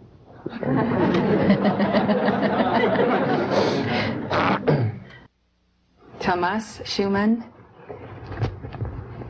a citizen of Canada, formerly with the Soviet Press Corps as a journalist and representative of the KGB on propaganda and ideology, is here to tell us the Soviet system for the indoctrination, demoralization, destabilization, and takeover of Western societies. Thank you, Tomas. The blackboard is yours. Subversion is the term, if you look in a dictionary or criminal code to that matter, usually is explained as a part of activity to destroy things like religion, government, system, political, economical system of a country. And usually it's linked to espionage and such romantic things as blowing up bridges, sidetracking trains, cloak and dagger activity in Hollywood style. What I'm going to talk about now has absolutely nothing to do with the cliché of espionage or KGB activity of collecting information. So the greatest mistake or misconception, I think, is that whenever we are talking about KGB, for some strange reason, starting from Hollywood movie makers to professors of political science and quote-unquote experts on Soviet affairs, or Kremlinologists as they call themselves, they think that the most desirable thing for Andropov and the whole KGB is to steal blueprints of some supersonic jet, bring it back to Soviet Union and sell it to the Soviet military-industrial complex. This is only partly true. If we take the whole time, money, and manpower that the Soviet Union and KGB in particular spends outside of USSR border, we will discover, of course there are no official statistics unlike with CIA or FBI, that the espionage as such occupies only 10 to 15% of money, time, and manpower. 15% of the activity of KGB. The rest, 85%, is always subversion. And unlike a dictionary of English, Oxford Dictionary, subversion in Soviet terminology means always a destructive, aggressive activity aimed to destroy the country, nation, or geographical area of your enemy. So there's no romantics in there, absolutely. No blowing up bridges, no microfilms in Coca-Cola cans, nothing of that sort. No James Bond nonsense. It's most of this activity is overt, legitimate, and easily observable if you give yourself time and trouble to observe it. But according to the law and law enforcement systems of the Western civilization, it's not a crime. Exactly because of misconception, manipulation of terms. We think that subverter is a person who is going to blow up our beautiful bridges. No. Subverter is a student who comes for exchange, a diplomat, an actor, an artist, a journalist like myself was 10 years ago. Now, subversion is an activity which is a two-way traffic. You cannot subvert an enemy which doesn't want to be subverted. If you know history of Japan, for example, before 20th century, Japan was a closed society. The moment a foreign boat comes to the shores of Japan, the Imperial Japanese Army politely tells them to get lost. And if American salesman comes to the shore of Japan, let's say 60 or 70 years from now back, and says, oh, I have a very beautiful vacuum cleaner for you, you know, with the good financing. He says, please leave us. We don't need your vacuum cleaner. If they don't leave, they shoot them to preserve their culture, ideology, traditions, values intact. You were not able to subvert Japan. You cannot subvert Soviet Union because the borders are closed. The media is censored by the government. The population is controlled by the KGB and internal police. With all the beautiful glossy pictures of Time magazine and Magazine America, which is published by the American Embassy in Moscow, you cannot subvert Soviet citizens because the magazine never reaches Soviet citizens. It's collected from the newsstands and thrown to garbage can. Subversion can be only successful when the initiator, the actor, the agent of subversion has a responsive target. It's a two-way traffic. United States is a receptive target of subversion. There is no response similar to that one from United States to the Soviet Union. It stops halfway somewhere. It never reaches here. The theory of subversion goes all the way back 2,500 years ago. The first human being who formulated the tactics of subversion was a Chinese philosopher by the name of Sun Tzu.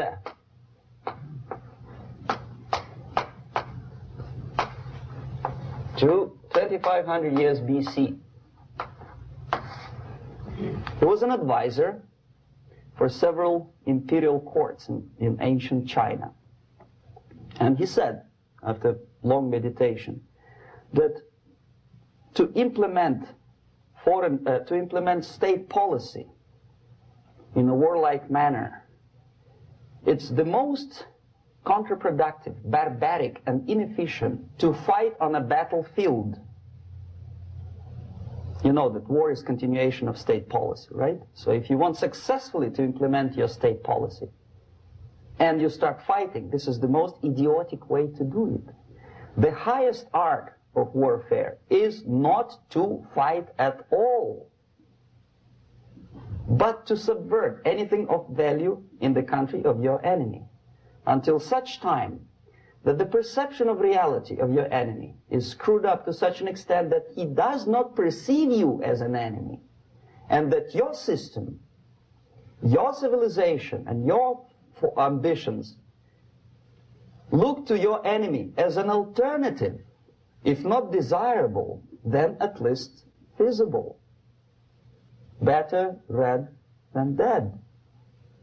That's the ultimate purpose, the final stage of subversion, after which you can simply take your enemy without a single shot being fired, if the subversion is successful. This is basically what subversion is.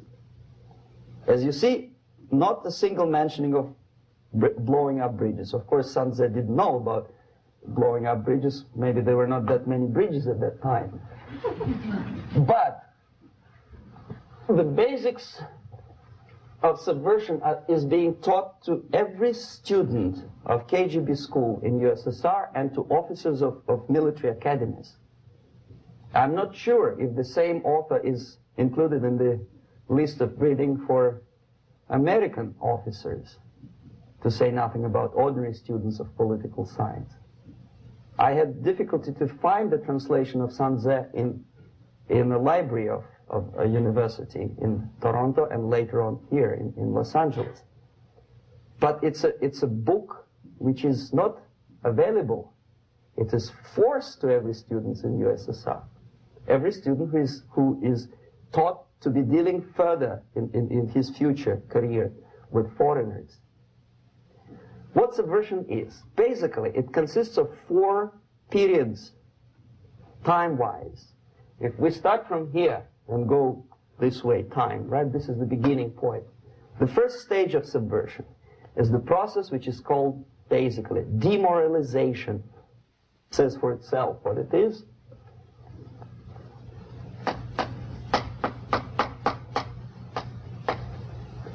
It takes from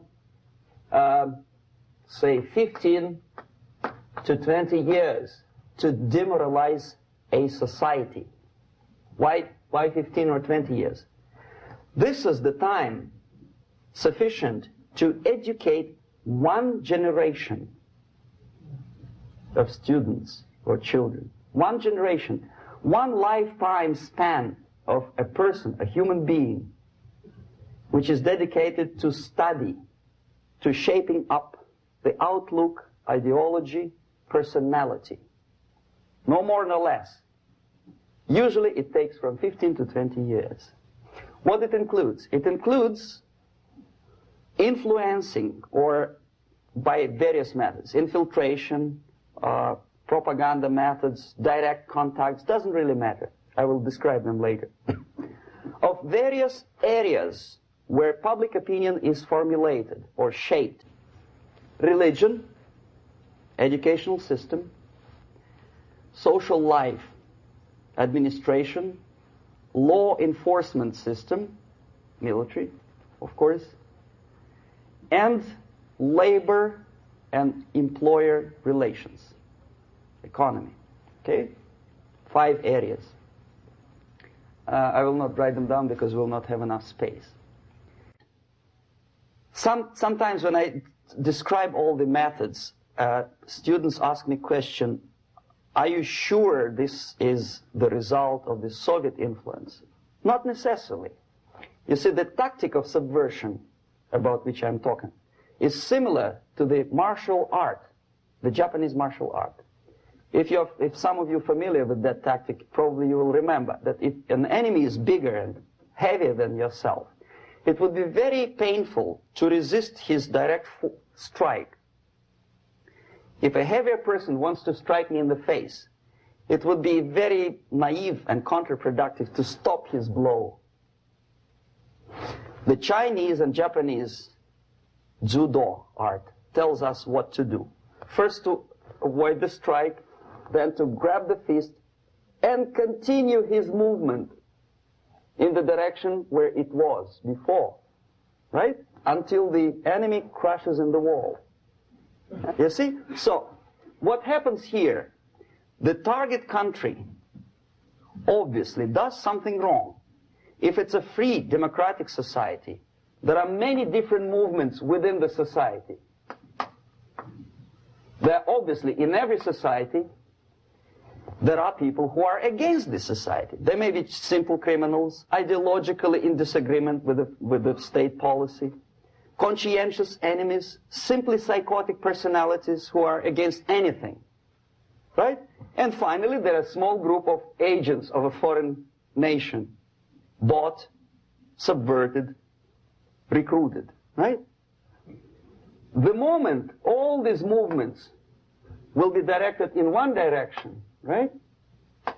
This is the time to catch that movement and to continue it until the movement forces the whole society into collapse, into crisis, right? So that's exactly the martial art tactic. We don't stop an enemy. We let him go. We help him to go in the direction we want them to go. Okay?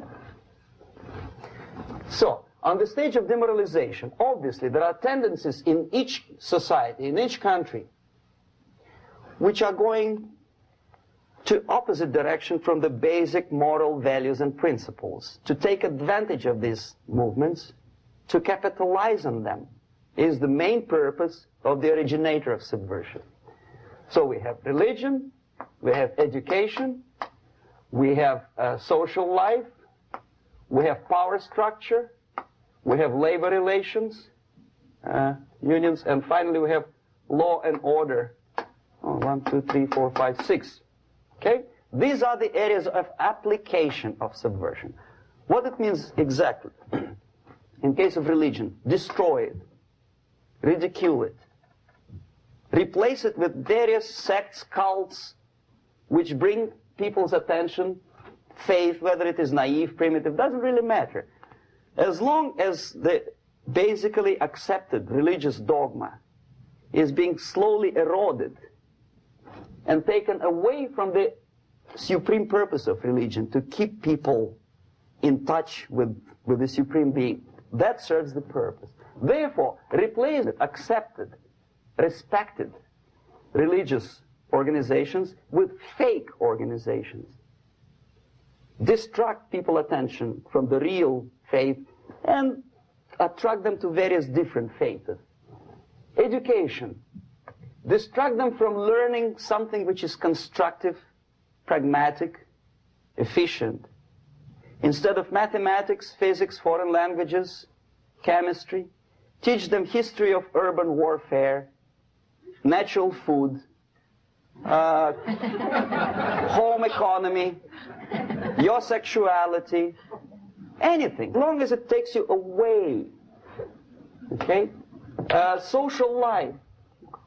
Replace traditionally established institutions and organizations with fake organizations. Take away the initiative from people. Take away the responsibility from naturally established links between individuals, group of individuals, and society at large, and replace them with artificially, bureaucratically controlled bodies. Instead of social life and friendship between neighbors, establish social workers institutions. People who are on payroll of whom? Society? No. Bureaucracy. The main concern of social workers is not your family, not you, not social relations between groups of people. The main concern is to get the paycheck from the government. What will be the result of their social work doesn't really matter. They can develop all kind of concepts to show to the government and to the people that they're useful. Okay. Away from the natural links. Power structure. Okay. The natural bodies of administration, which are traditionally either elected by people at large or appointed by elected leaders of society, are being actively substituted by artificial bodies. The bodies of people, groups of people, whom nobody elected. Never. As a matter of fact, most of the people don't like them at all, and yet they exist. One of such group is media. Who elected them? How come they have so much power? Almost monopolistic power on your mind. They can rape your mind. But who elected them? How come they have a nerve to decide what is good and what is bad for the elected by you, president, and his administration? Who the hell are they? Spiro Agnew, who was hated by the liberal left, called them a bunch of enfeebled snobs. And that's exactly what they are. They think they know. They don't. The level of mediocrity. In a big establishment like New York Times, Los Angeles Times, major television network, you don't have to be excellent journalist. You have to be exactly a mediocre journalist. That's easier to survive. There's no competition anymore. You have your good, nice income, $100,000 a year. That's it. Whether you are better or worse doesn't really matter anymore. As soon as you're smiling to the camera and do your job. That's it. No more competition. Power structure slowly is eroded by the bodies and groups of people who do not have neither qualification nor the will of people to keep them in power, and yet they do have power. Okay. Together with that, there is another process. Law enforcement, law and order organization and structure is being eroded.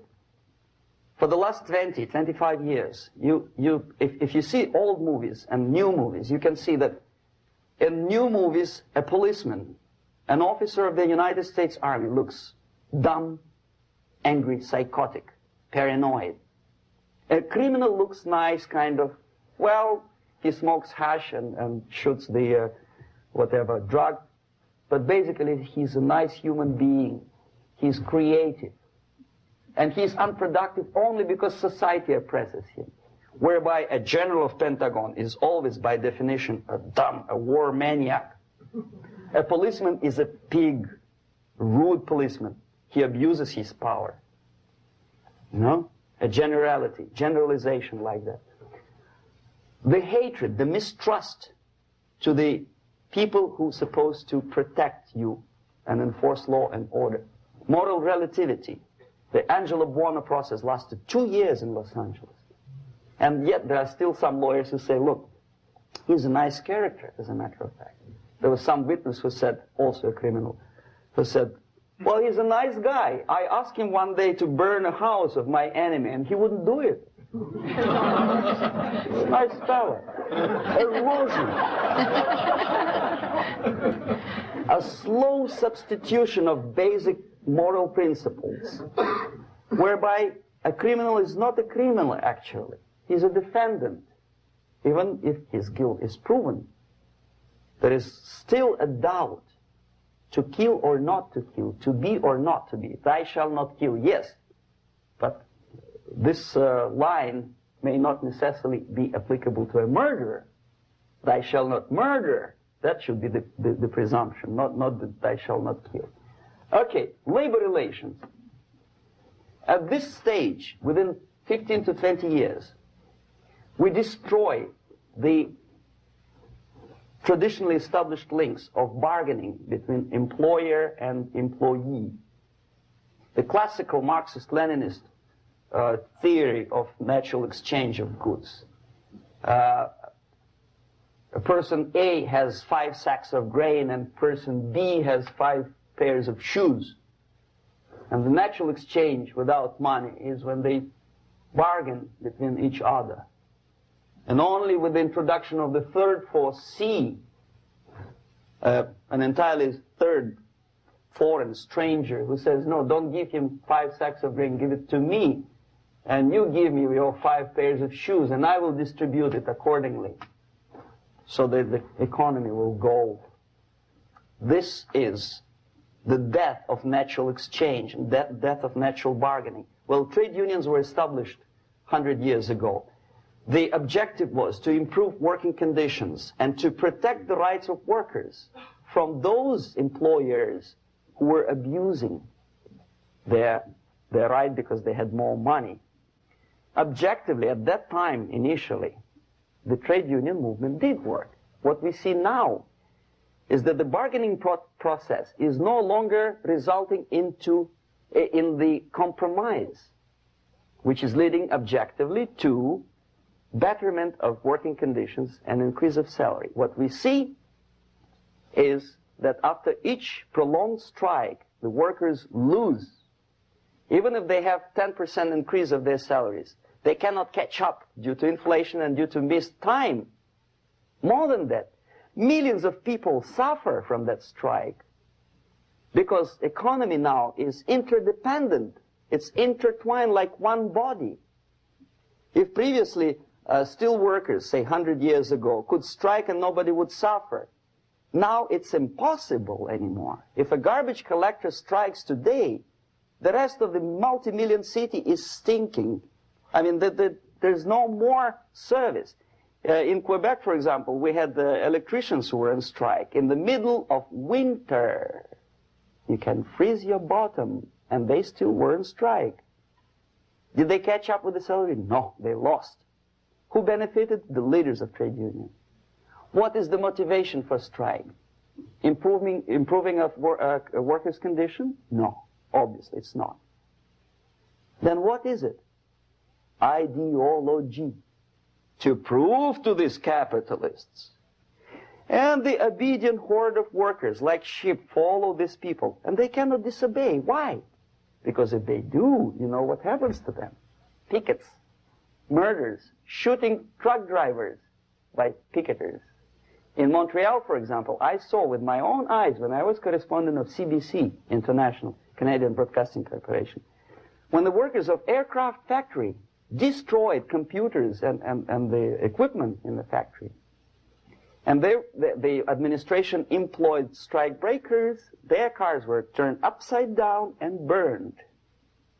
Their houses were burned. Their kids were intimidated. And some victims were there. Of that you can be sure. Why? To improve conditions of workers? No. Ideology. Okay, so this is what happens basically. It may or may not happen without the help of the Soviet Union. But the natural tendencies are being greatly taken advantage of and capitalized by the Soviet propaganda systems. How? Whenever trade union strikes, we have influx of propaganda, mass media, ideological dissemination. The workers' right, and we repeat it like parrots. Yes, workers' right. Whose rights? Workers? No. The only freedom of worker to sell his labor according to his own desire and will is taken away from him. By whom? By trade union boss. Unlimited power is given. Responsibility. I want to sell my labor not for $2.50 an hour, but for $2. I don't have right. My freedom is denied to me. I know that if I sell my work for $2 an hour, not for $3 an hour, I will compete better with the other guy who is lazy and more greedy. I don't need $3. I need only $2. No, I was made to believe by media, by business, by advertising agencies that I need more and more and more. Have you ever heard any advertising on TV to consume less? No. No way. Whether you need a six-cylinder car or not, you have to buy it. And hurry up. When I was driving here on the local radio station, an excited announcer said, "You hurry up, rush and save, save, save. There is a pantyhose sale." Save by buying more. See? Of course. It would be too naive to expect that KGB makes that advertising agency to do such a crazy commercial. No, of course not. But what we did when I was working for Novosti Press, we would snow plow editorial offices, student organizations, religious groups with literature of class struggle. If not directly Marxism-Leninism propaganda, then a propaganda of the legitimate aspirations of working class, betterment of life, equality. Equality, mind you. President Kennedy once said, we will make America to believe that people are born equal. Are people born equal? Is there any mentioning in the Bible or any other holy scripture in any religion, if you don't believe me, go to the library and check it, there is not a single word about equality. Just the opposite. By your deeds, God will judge you. What you do is important. The merit of your personality. You cannot legislate equality. If you want to be equal, you have to be equal. You have to deserve it. And yet we build our society on the principle of equality. We say people are equal. We know it is false. It's a lie. Some people are tall and stupid. Others are short, bold, and clever.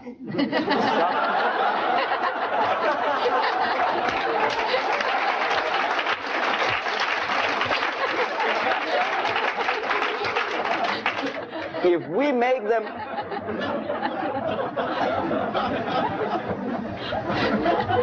make them equal by force, if we put the principle of equality in the basis of our socio-political structure, it's the same thing as building a house on sand. Sooner or later it will collapse, and that's exactly what happens. And we, as Soviet propaganda makers, are trying to push you in the direction which you go yourself. Equality, yes, equality. People are equal. Land of equal opportunities. Is it true or not? Think about it. Equal opportunities. Should there be equal opportunities? For me and for a lazy bastard who comes here from some other country and immediately registers as a welfare recipient benefits? I never received a single dollar. No, sorry, I did receive once. But I never applied for welfare. For the 13 years, I took any job. Security guard, journalist, taxi driver, anything. Well, I was restless, but some people don't like it. They immediately. So why should we have equal opportunities? Why? The equal opportunity to excel. Equal opportunity in equal circumstances, yes, but you know people are different. To excel, yes. provided we reach the same level of excellency, perfection, which is hypothetical, distant future. Yes, maybe. But we know perfectly well that even with the best intentions, people could not be equal. Why should we have equality in the, say, legal system? Myself, I'm considering myself a law-abiding citizen, and a person who comes here to rob and shoot, say, the United States administration under Carter imported thousands of Cuban criminals. They were non-criminals, yet they were accepted. Do you think it's fair if myself and my wife from Philippines, who work like a, excuse me, horse as a lab technician in a hospital, should have the same rights as a criminal from Cuba? Why? And yet we repeat as parrots, equality, equality, equality. And the Soviet propaganda system helps us to believe that equality is something which is desirable. Democracy, as it was established by fathers of this country, of this system in the last century, is not equality. It's the system where different people, unequal people, have a chance to survive and help each other in constant competition, in constant perfection, not in equality, which is superimposed from a godfather or a nice person in Washington, D.C. And the absolute equality exists in Soviet Union, quote-unquote equality. Everybody is equal in dirt, except some people are more equal than the others in Politburo. So, the moment you bring a country to the point of almost total demoralization, when nothing works anymore, when you are not sure whether it is right or wrong, good and bad, but there's no division between evil and good, when even the leaders of church sometimes say, well, violence for the sake of justice, especially social justice, is justified in the countries like Nicaragua, El Salvador, well, maybe Rhodesia, and we listen to them and say, yeah, probably it's true. Is it true? No, it is not true. Violence is not justified, especially for the sake of quote-unquote social justice introduced by Marxist-Leninists, that is my former colleagues from Novosti Press Agency. Okay, so we reached that point. The next step is destabilization.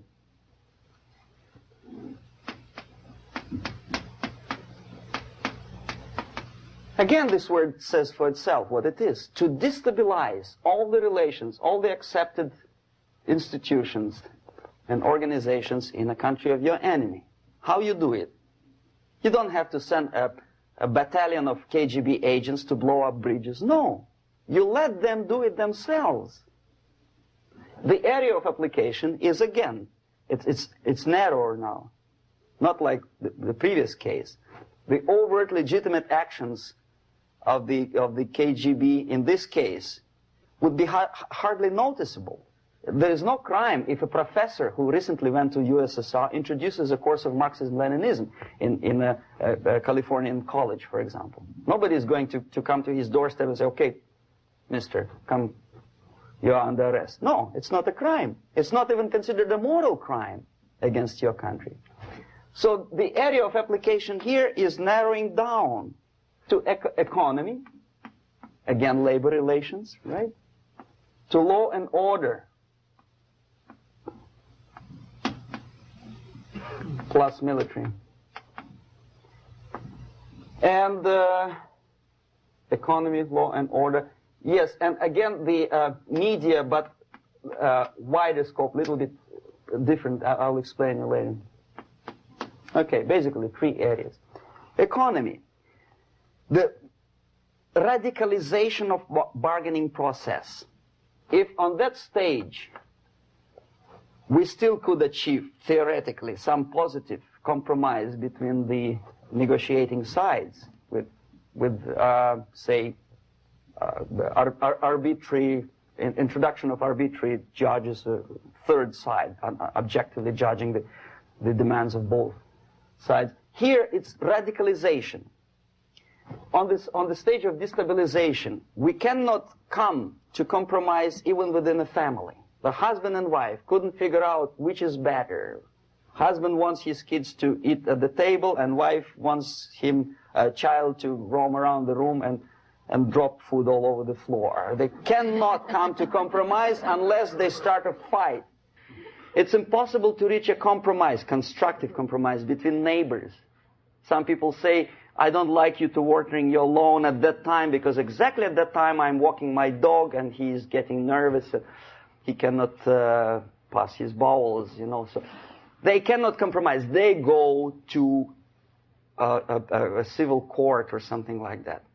Radicalization of human relations. No more compromise. Fight, fight, fight. The normal, traditionally accepted relations are destabilized. The relations between teachers and students in schools and colleges. Fight. The relations in economical sphere between laborers and employers are further radicalized. No more acceptance of the legitimacy of demands of workers. Unlike Japanese, with the theory Z, if you ever heard about it, where the workers are involved in decision-making process, therefore they don't have moral incentive to fight their bosses. In the United States, it's just the opposite. The harder is the fight, the better. The more heroic they look. When the Greyhound network was on strike recently, the correspondents of local TV networks all over the United States were approaching these strikers, and they say, oh yes, we are doing something nice. They look like heroes, and they were proud. There was some family, the husband was bus driver. Now they decided in a protest against the bosses to camp somewhere in the forest. And they were presented to the audience as a heroic, nice people. You see? The violent clashes between passengers, picketers, and the strikers are presented as something normal. 10, 15, 20 years ago, we would be angry, say, why so much hatred? Today we are not. We say, well, commonplace.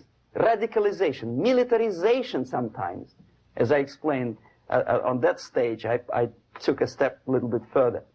Shooting people. Okay, law and order now also is pushed into the area where previously people settled their differences peacefully and legitimately. Now we are getting with this court cases in the smallest irrelevant cases. We cannot solve our problems anymore. The society at large becomes more and more antagonistic between individuals, between groups of individuals, and the society at large. The media puts himself in the opposition to the society in general, at large. Separate, alienated. Okay? On that stage, you remember I was talking a couple of hours ago about the sleepers. That's when the students from, say, United States, if they are trained in Lumumba University, or developing nations, that's the students I was dealing with, are being sent back from the Soviet Union here. Or if they were already in the United States, in the country, which is the object of subversion, they spring to action. The sleepers go up. They slept for 15 to 20 years. Now they become leaders of groups, preachers, I don't know, public figures. Prominently they actively include themselves in a political process. All of a sudden we see a homosexual. 15 years ago he did his dirty job and nobody cared. Now he makes it a political issue. He demands recognition, respect, human rights, and he rallies a large group of people. And there are violent clashes between him and police, his group and ordinary people, no matter what. It's black against white, yellows against green, doesn't matter where the division line goes. as long as this group come into antagonistic clash, sometimes militantly, sometimes with firearms, that is destabilization process. The sleepers, many of whom are simply KGB agents, become leaders of the process of destabilization. Doesn't mean that Comrade Andropov sends Comrade Ivanov to the United States. The person who takes care is already here. He is a respected citizen of the United States. Sometimes he gets money from various foundations for his legitimate struggle for, I don't know, human rights, women's rights, kid lib, prison lib, whatever. There are sympathetic Americans who donate their money to him. This stabilization process usually leads directly to the process of crisis. In case of developing nations, that's the area where I was active. The process starts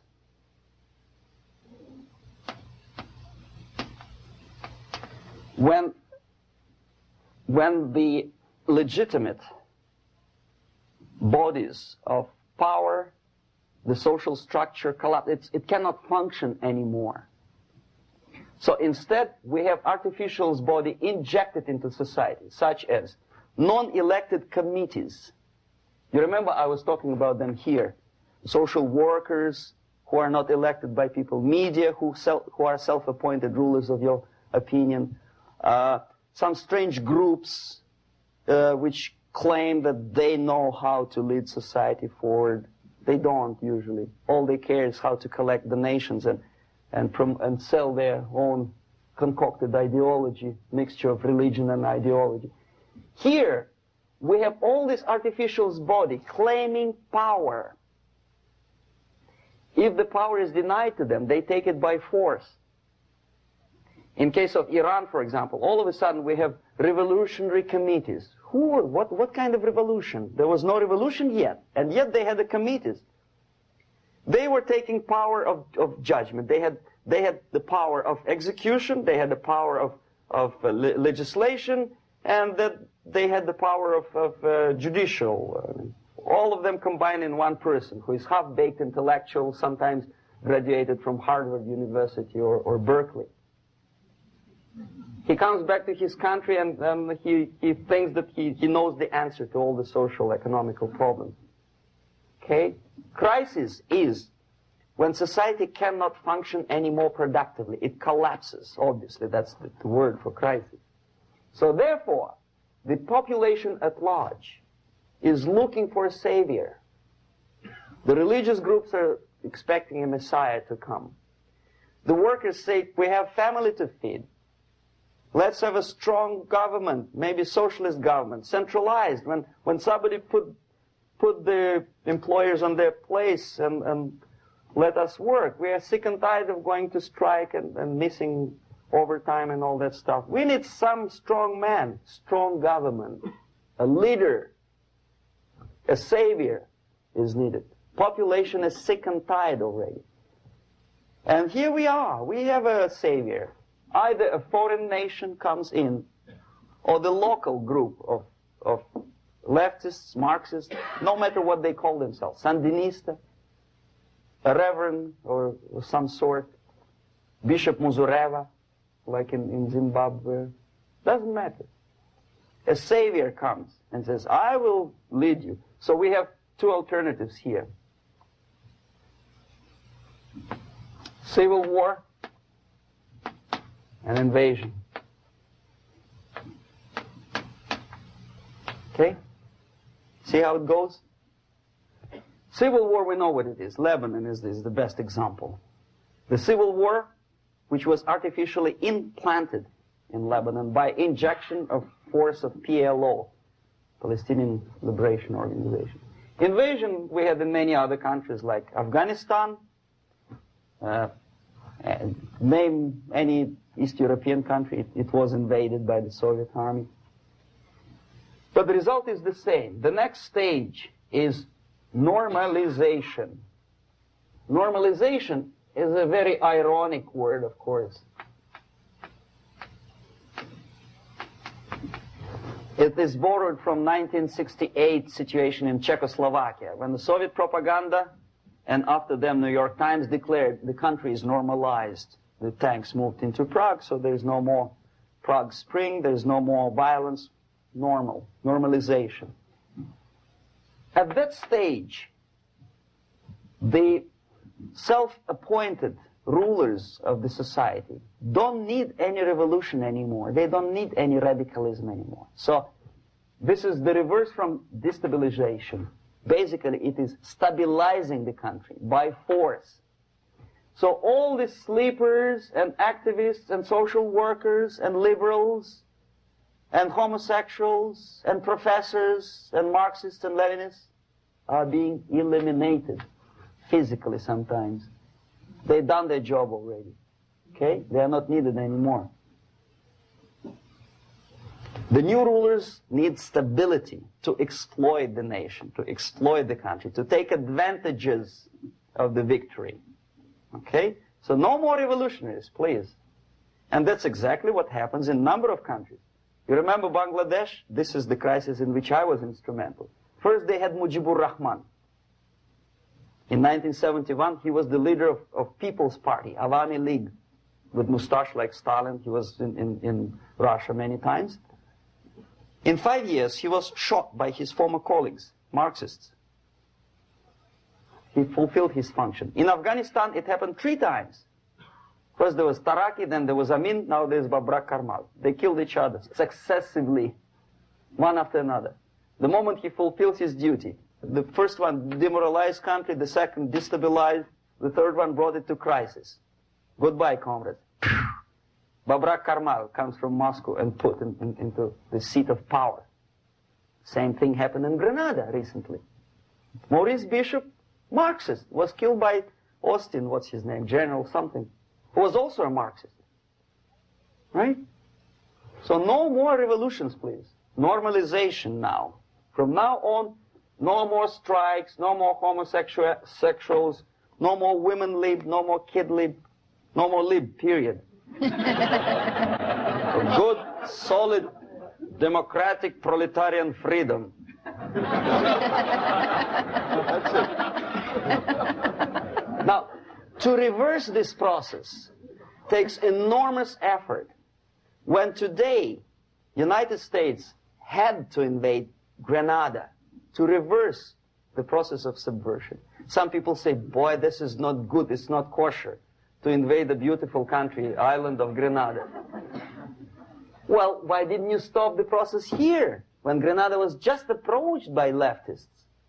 Why not to prevent Maurice Bishop to come in power in the first place? Did Grenadians want him? Very questionable. They didn't know who was Maurice Bishop in the first place. He came to power by coup d'etat himself. Okay? No, we let the situation develop further and further and further until the crisis and normalization very soon. And then the United States decided to invade country, discovering that the country was absolutely a military base for the Soviet Union. Of course it's a drastic measure. Of course it's a pity that Marine Corps had to lose, what, 17 lives. Very bad. Why not to stop the process before it comes to crisis? Oh, no, intellectuals will not let you. It's interference into domestic affairs. They're very careful not to let American administration to interfere in domestic affairs of Latin American countries. They don't mind Soviet Union interfere in these affairs. Okay. So to reverse this process, from here, it takes only and always military force. No other force on earth can reverse this process at this point. At this point, it does not take military invasion of the United States Army. It takes strong action, like in Chile, a CIA covert involvement to prevent the savior from outside to come into power and to stabilize country before it erupts into civil war. Okay? Support the right-wing conservative forces by money, by crooks or love, doesn't matter. Stabilize the country. Don't let the crisis develop into civil war or invasion. Oh no, your liberals will say it's against the law The Congress will not appropriate money for covert actions of CIA. Why not? Should we wait till the normalization come and Soviet tanks land in Los Angeles airport? Now, at that point, at the point of destabilization, also the process could be reversed. Again, easily than this. No CIA involvement at this point. You know what it takes here? Restriction of some liberties for small groups which are self-declared enemies of the society. As simple as that. Oh no, the media and liberals will tell you this is against the American Constitution. How can we, by force, deny the civil rights to criminals, for example? It's not good. Okay? So we allow them to... Okay, if you allow the criminals to have civil rights, go on and bring the country to the crisis. This is a bloodless way to do. Curb the rights. I mean, not to put them in prison. No, I'm not talking about putting all the gays from San Francisco in the concentration camp.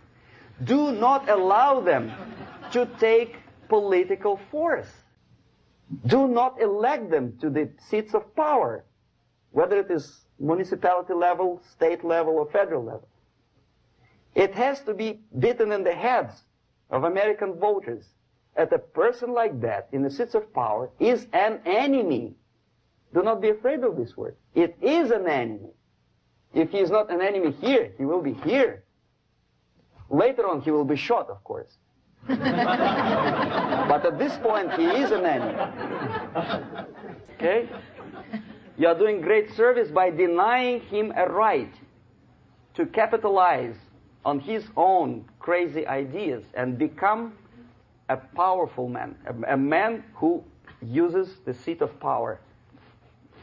Restriction of certain freedoms and permissiveness at that point would prevent sliding into crisis and probably will return the process of destabilization.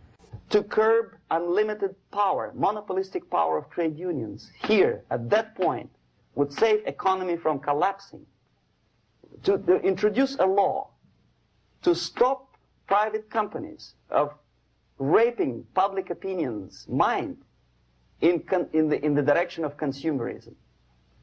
No company must have a right to force you into buying more unless you want it. There must be a law. You want to advertise your car? Okay. But not a single mentioning of buying it now and saving money. It must be against the law to force people to consume more. Self-restraint. Previously, before this process started, the self-restraint was a business of church, religion. Because our preachers, the fathers of church, would tell us, material values are good, but it's not the prime function of human being. Because you have to live with something. Obviously, the design for our life is not to consume more deodorants. There must be something greater. If such a complicated instrument as human body was created, obviously there must be some higher purpose for that. And it's very easy to avoid destabilization by denying the greedy companies one little freedom, one little liberty, forcing you into turning yourself into processors of unwanted products and goods.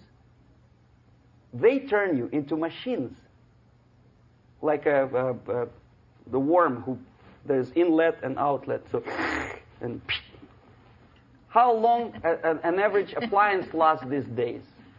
Less than a year. Why? Where's workmanship? Oh, we want you to buy more. Okay. Destabilization process could be easily overcome if, as I say, the society, by its own will or after persuasion by the leaders, will come to the idea of self-restraint. It's so hard, we want to consume more, but you have to. Unless you will come to this stage, when, as we say in Russia, if Sahara Desert ever becomes a communist state, there will be shortage of sand. So you have to curb your... You have to curb your expectations at this point before it's too late. But no, we don't want to do it. Demoralization process. Again, it's the easiest thing to reverse. First of all, by restricting import of propaganda. The easiest thing to do. Unlimited, unrestrained import of Soviet literature, Soviet journalists, giving Soviet propaganda and ideological agitators equal time on American TV network. It has to be stopped. And it's easier. They won't be offended, mind you. As a matter of fact, they will respect America more. But when my former colleague Vladimir Posner appears on Nightline and Ted Koppel asks him, well, Vladimir, what do you think about this? And what can he think? He is an instrument of propaganda. He thinks what Comrade Andropov tells him to think. He's just a nice, articulate mouthpiece of the Soviet subversion system. And Ted Koppel makes you believe that my friend Vladimir Posner thinks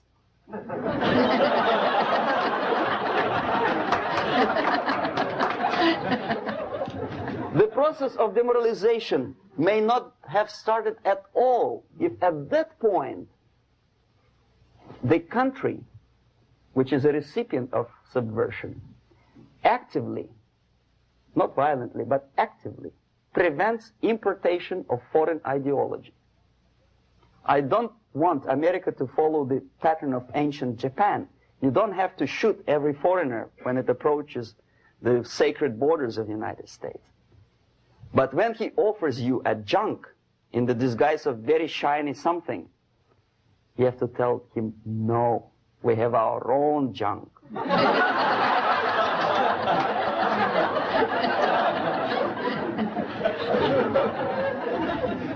If at that point the society is strong, brave, and conscientious enough to stop importation of ideas which are foreign, then the whole chain of events could be prevented. Recently I've been to Philippines, and I was shocked how in big cities like Manila, children listen to deafening music. A melodious nation with long traditions of good, nice ethnic music, introduced by Spanish long time ago, maybe 2 centuries, 3 centuries ago, I don't remember how long. All of a sudden listen to musical garbage, blasting their radios at full blast, at full volume. Why? In India, I spent many years watching the reactions of Indians walking out of movie theaters after seeing Hollywood production. They couldn't figure out why Americans are so wasteful. They smash their cars, their shiny cars, every 5 minutes. How come they shoot each other for $500,000? Is it true that they're so obsessed with sex? Can you imagine showing a movie where each 5 minutes there's a copulation on the screen to a country like India with long tradition of respect to these private matters, or to Pakistan? And United States expect these people to respect you? No way. Oh yes, they will see the movie. They'll pay 5 rupees to see that garbage. But they walk out and will tell their kids, don't respect Americans. Don't be like Americans. See? So, the process of demoralization could be stopped right here, both as an expert and as an import. And that takes one step, one very important thing to do. You don't have to expel all the KGB agents from Washington, D.C. The most difficult and at the same time the simplest answer to the subversion is to start it here and even before, by bringing back the society to religion, something that you cannot touch and eat and put on yourself, but something that rules society and makes it move and preserve it. A Soviet scientist Shafarevich, who has nothing to do with religion, he is a computer scientist, did a very intensive research on the history of socialist countries. He calls socialist or communist any country with a centralized economy and a pyramidal style of power structure. And he discovered, actually he didn't discover it, he just brought to attention of his readers, that civilizations like Mohenjo-Daro in the river Indus area, like Egypt, like Maya, Incas, like Babylonian culture, collapsed and disappeared from the surface of Earth. The moment they lost religion, as simple as that, they disintegrated. Nobody remembers about them anymore. Well, distantly. So, the ideas are moving society and keeping mankind as society of human beings, intelligent, moral agents of God. The facts, the truth, the exact knowledge may not. All the sophisticated technology and computers will not prevent society from disintegrating and eventually dying out. Have you ever met a person who would sacrifice his life, freedom, for the truth like that? This is truth.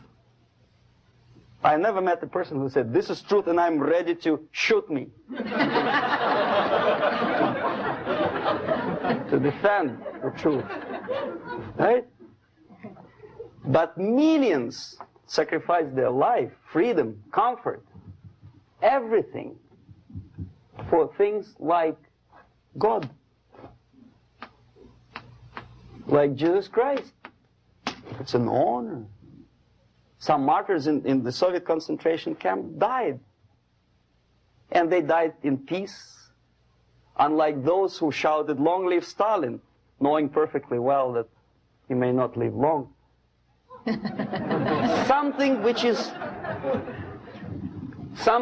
is not material moves society and helps it to survive. And the other way around. The moment we turn into 2 by 2 is 4 and make it a guiding principle of our life, our existence, we die. Even though this is true, and this we cannot prove. We only can feel and have faith in it. So the answer to ideological subversion, strangely enough, is very simple. You don't have to shoot people, you don't have to aim missiles and Pershings and cruise missiles at Andropov's headquarters. You simply have to have faith and prevent subversion. In other words, not to be a victim of subversion. Don't try to be a person who in judo is trying to smash your enemy and being caught by your hand. Don't strike like that. Strike with the power of spirit and moral superiority. If you don't have that power, it's high time to develop it. And that's the only answer. That's it. Thank you. You've been watching Summit University Forum with Elizabeth Clare Prophet. Summit University Forum, where the flame of freedom speaks. Elizabeth Clare Prophet, noted author, lecturer, and educator, interviews the special people who provide the missing dimension to the news that affects you. Courageous men and women from all over the world who have taken a stand for truth and justice and become spokesmen for the flame of freedom. We have a very eager audience here tonight at Summit University, and I know some of our students would like to ask you a question or two. Sure. May we do so? Of course. Can you describe how a concept is formulated, turned into propaganda, and then ends up on someone's bumper sticker or in a newspaper? What's the step-by-step process? The other thing is, how close is the Politburo to the actual propaganda creating process? Mm-hmm. And finally, the 007 incident was notable in the fact that it took a long time before the Soviets responded to it, and then the military took the lead in terms of explaining what had happened rather than the political organs. And I wanted to know why that actually happened. Mm-hmm. Okay. Now, the propaganda concepts are not being developed. They had been developed long time ago. There's nothing basically new in the concept of overall propaganda methods and goals. The ultimate goal, however ridiculous it may sound, or primitive or simplistic, is the world domination. Many experts in foreign policy would ridicule my opinion, but this is what it is. I saw it with my own eyes. I was a part of that. So, and my father was, I think I mentioned that before, he was an inspector of land forces. He traveled all over the world where the Soviet troops were stationed, so he knows perfectly well that the troops are not stationed there to collect harvest for Cubans or to help Afghanis to develop the hordes of cattle or goats. They are there for one purpose: world domination. The concepts, the immediate issues or problems are created, of course, for propaganda purposes, and they end up as a bumper stickers, probably not long. It takes really short period of time. Unlike some other things in the Soviet system, propaganda is one of the things that they don't save money on. And there is a huge apparatus of propaganda experts in USSR. Novosti Press Agency is just one of them, one of the organizations. But apart from that, there is a Department of Agitation and Propaganda within the Central Committee. There are faceless people, names of whom you will never learn. They're kind of classified. I didn't explain you the methods today because it will take us another day. The methods include such thing as semantic manipulation.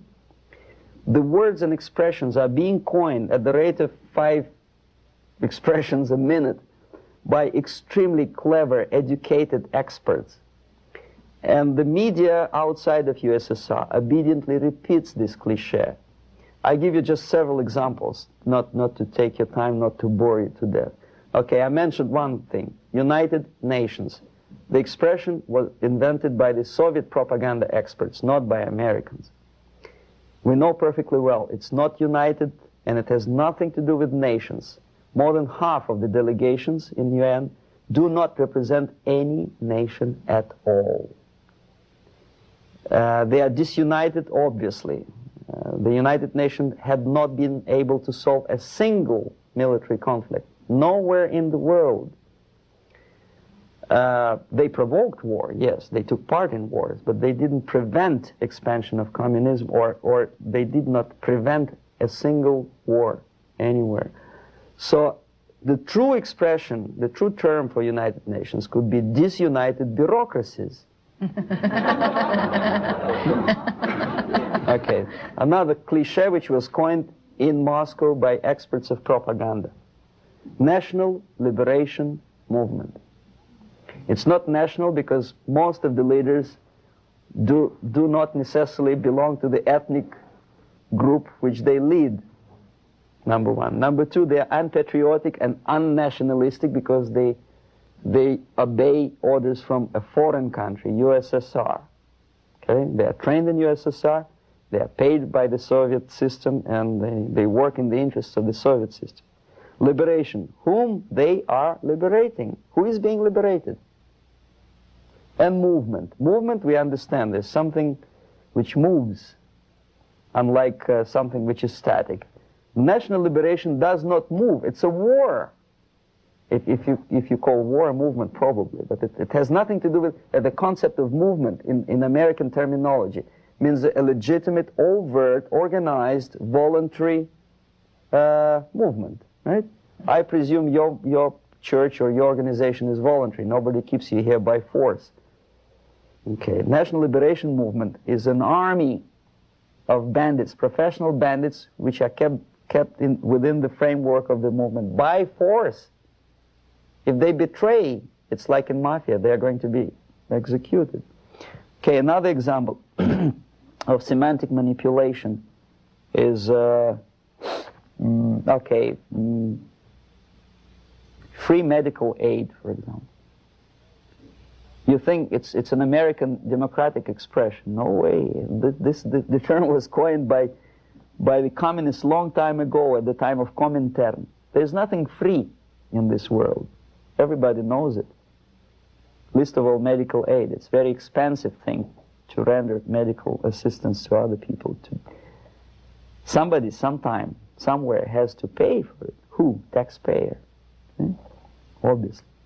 There are many other things that are being coined by the Soviet propaganda apparatus. Unfortunately, see, if I call myself a genius writer, for example, Los Angeles Times would not call me that, right?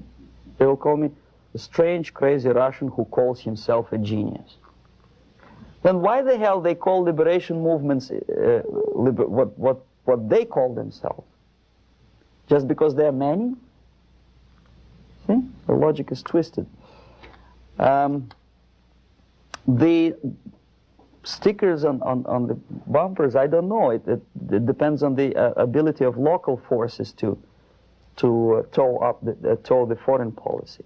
How close is Politburo to implementation of propaganda actions? Very distant. See, Politburo is a group of self-imposed dictators. They don't really decide anything. The only objective of their existence and their life and their struggle is to stay in power. Unlike American politician who has two objectives. First, to be elected, and second, to be re-elected. The Soviet politician doesn't have the first objective. He does not have to be elected. He just makes his way in the party structure all the way up.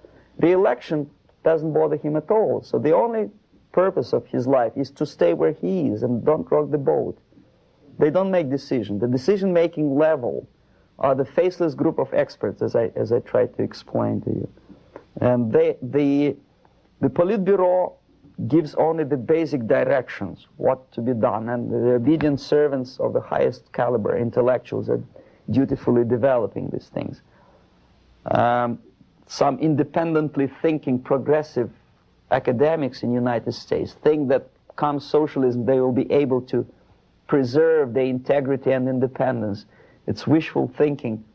They will become obedient servants of the system that they are trying to force upon you.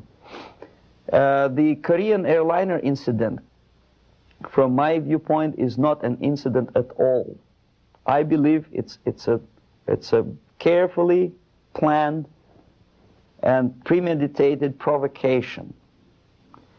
I'm not sure whether they did it. They killed 268 people just to get rid of Larry McDonald, but it's feasible. I wouldn't be surprised if they killed more than 60 million of their own men just to implement rotten ideas of Marx and Engels.